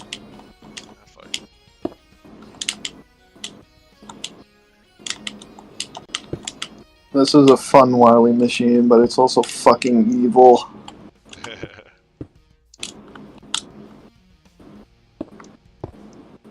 Have you tried putting Bob in the bottle?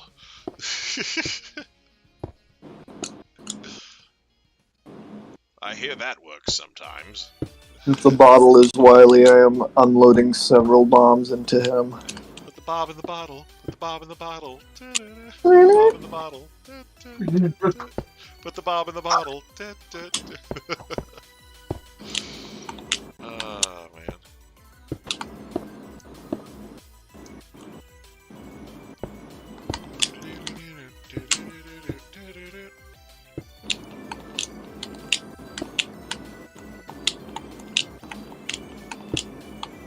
Ouch.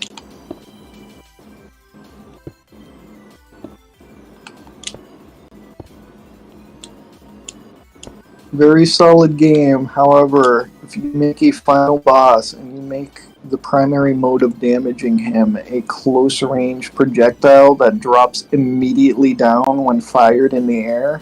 Oh, like Mega Man X? Yeah. Perhaps you did not make a great final boss. Perhaps it is only good at best. Yeah.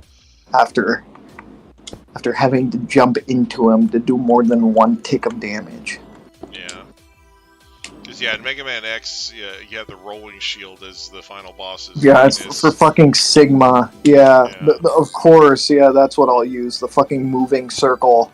Yeah, well, the best part was the saving grace to that was that you could use the charged version, which which literally meant you had to jump into him. Yeah.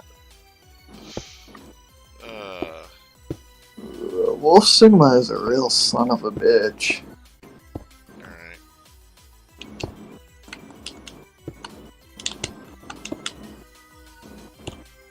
Yeah. I remember, because I played X Series, the everything that wasn't 7 or 8 on Wii U Virtual Console. Okay, yeah. Yeah, so that my experience with Sigma for the first time was save stating in that little hallway after you farm for the health, and sitting there for a solid few hours as I died to his shitty little dog over and over. Oh, man. Yeah, like in Mega Man X1? Yeah. Oh, no. The whole thing with the dog is you try to use Hadoken on it. Yeah. Like I didn't know about Hadoken for my first X playthrough, believe it or not. That's like the whole thing when you fight that dog is yeah, super that's like satisfying how getting you, the Hadoken kill on its you face. put the dog down instantly, and that's the phase. Yeah. Yeah.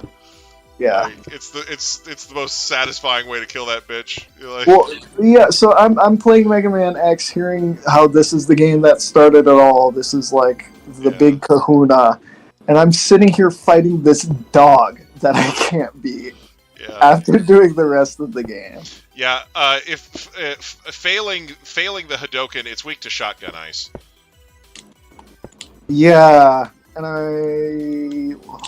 I want to say Sigma's weak to the electric one in the first phase. The one in between. The Sigma in between the final one and that is weak to the Spark Mandrel's weapon. Yes. Yeah. So my saving grace was I figured that out pretty quick. Yeah, and he's weak to it both from a standpoint of it does more damage, and from the fact that it takes advantage of his movement patterns because he keeps hitting the wall and the sparks like run across the wall. Yeah. You know, so it makes it easier to hit him. So it's a good weapon to use against him either way. So they like made it like intuitive that would be a good weapon to use against him. Yeah. Yeah. And like that kind of carries on into X2 and 3 a bit. Less so X3, because in X3 they decided rather than make real challenges, we're just going to make enemies really tanky so you feel like you're in the stage for forever. Alright. Oh, man. Yeah, X1 really solid. I do think that it is kind of hampered to an extent by the routing in the game. It kind of really forces your hand in some ways. Well, it does in some and not, but you know. Like yeah, not all every way, and also not like I don't know, maliciously, I guess. Right.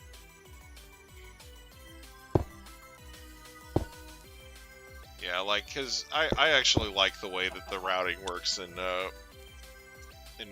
X, you know, just because there's a few you have a few different options for what you do first, and then yeah, you have a few diversions, but like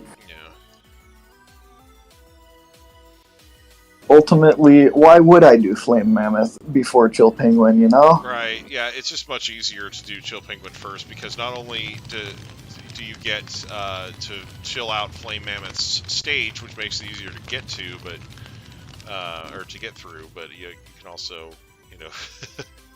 Yeah, and it's like hard to not see mandatory backtracking as like just undesirable in a game like this. That's like very poignantly something that people replay and gain mastery over.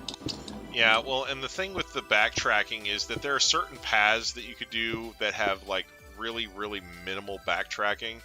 Yeah, like, and I will admit X1 has like a couple set paths like that, yeah, rather than just one. Yeah, because there's like, because I know that, you know, if you do Chill Penguin first and you get the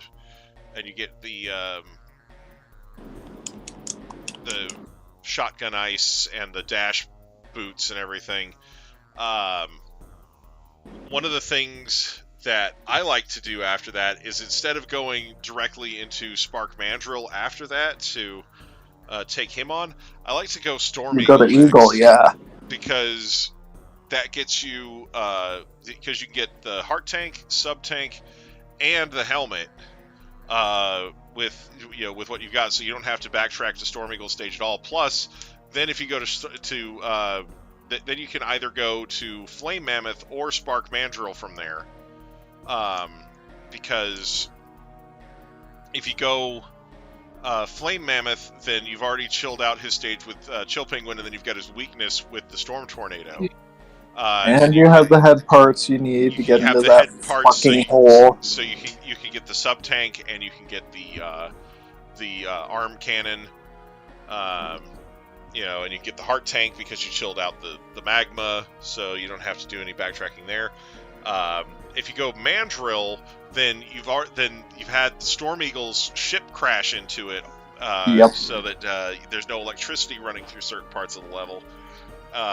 And that makes certain parts of the level much easier. And then you've already got his weakness in Shotgun Ice. Now, if you do that, then you do have to end up going back with Boomer Kuwanger's weapon later to pick up the sub tank and I think one of the other items, maybe two. But anyway, so yeah, there's like certain things that you have to go back with the boomerang cutter for. Later. Yeah, I want to say the boomerang cutter is necessary. I think it's a sub-tank for that sub tank. But, I think theoretically you don't need it, to get the heart tank, but it helps. It easier. And then there's another heart tank in Boomer Kuwanger's stage itself that kind of needs it. Yeah, well, and that heart tank, you really kind of need to have Shotgun Ice and the arm cannon part to get. Well, yeah, that's the only other way. Yeah. Right? Because basically you can, because with that one you can, like if you don't have the boomerang cutter, obviously, because you haven't beaten the stage yet, you can use you can charge up Shotgun Ice to make the sled thing, and then you can jump off of that, and if you time it right, then you can get to the thing without having to, Yeah, and it's very deliberate how tight all the timing is for these. Very tight jump. Yeah. It's tight on the freaking thing just to get the arm cannon part in Flame Mammoth stage too. That's a tight jump too. It is, and it's fuck upable. You can mess it up. Yeah, if you fuck it up and you bust the thing out and then fall, nope, you ain't getting that shit. Yeah. Cut your losses, buddy.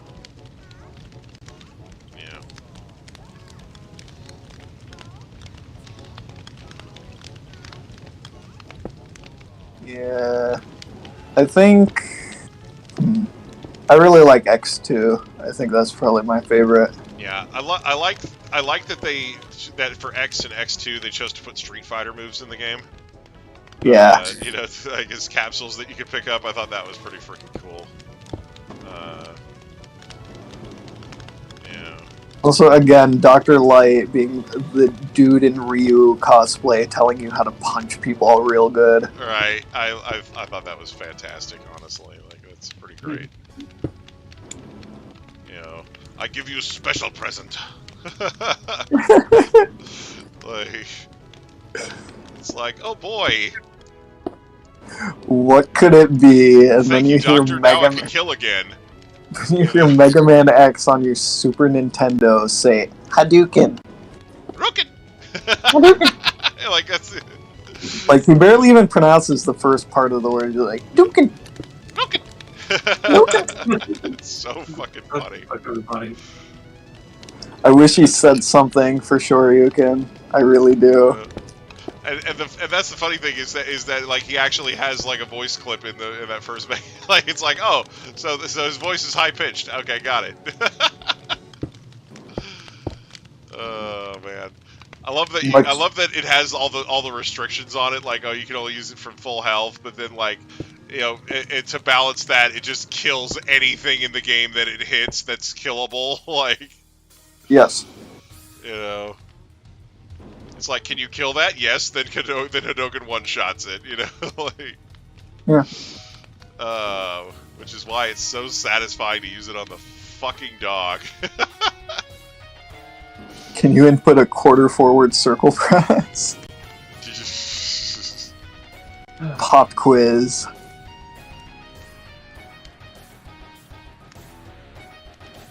Oh man, I forgot to put shit on the side. It's crazy. I've actually got to a point in my life where I've learned a couple Street Fighter combos that aren't Mega Man.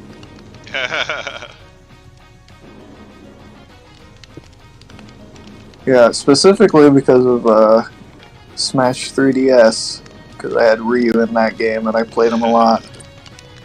Right.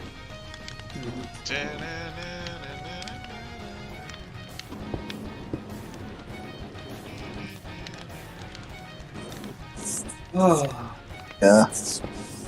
Street Fighter X Mega Man is kind of cute and fun, but it's also kind of rough around the edges, so I don't like playing it. I don't like it. But it is pretty cool that they gave you a button code to make Guile's theme play, even though he's not actually a boss in the game. I don't like it. I think it kind of smells.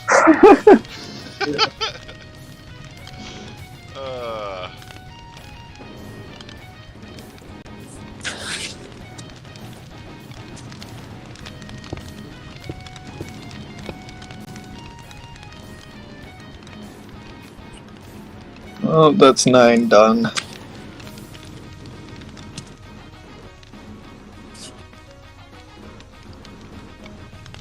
I will say it would make me happy if my favorite video game series stopped having weak-ass final 2 levels. That would be cool. I like the big-ass climaxes. They're pretty awesome and cool. The bosses do that. They work great for the stages. If you could do that, like, cap off the whole game pretty nice. Yeah. I think it might be onto something. This Mega Man kid, I think he could go far. Right.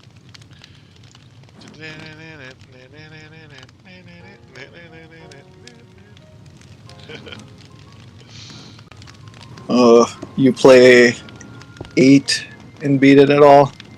I think it did actually. That one had like all the FMVs and everything in it. Yeah. The anime style cutscenes and whatnot. Those were pretty cool. That one grew on me. Yeah. I don't know. I do think 32-bit or whatever the fuck that is, I do think it's a little disgusting, I will say. Yeah. It does make me feel uncomfy. Uncomfortable. Yeah. Hey. I mean, I don't know. I wouldn't call it ugly. I'd say it disconcerts me to see sprite art that large.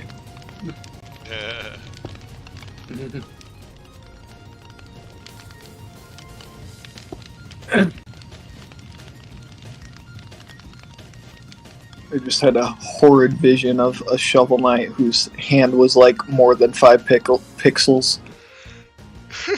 More than 5 pickles. More than More than 5 5 pickles pickles on Shovel Knight's hand. Shovel Knight Infinite Pickle version. He wanted to make absolutely sure that he didn't forget the pickles. Yeah, the pickle gauntlet is one of the relics. Powers them up.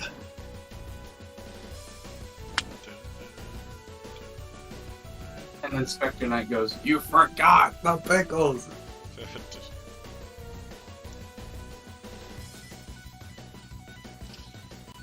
Alright, Oh.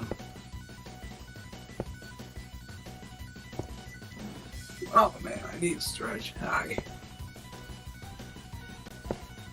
Ugh.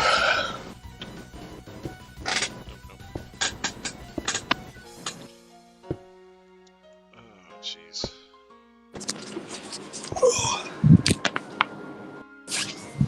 Okay. I think I'm about to hit the stack. Right, yeah, I'm probably gonna Yeah, me too, actually. head for bed too. Like nobody try to finish this thing without me. I'm not planning on doing this thing over its whole body.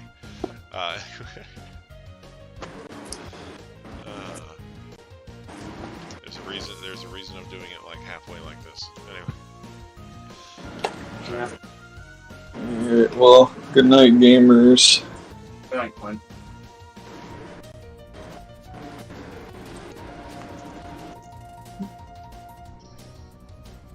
Oh man.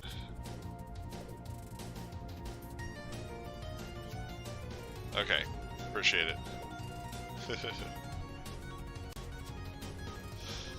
Yeah, like I went with these blocks because I felt like they would look more like scales. And you only made it through halfway through this skeleton dragon thing.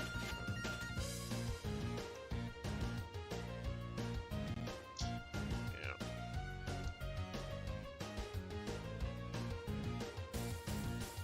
But yeah, I think I'm gonna go ahead and call it here.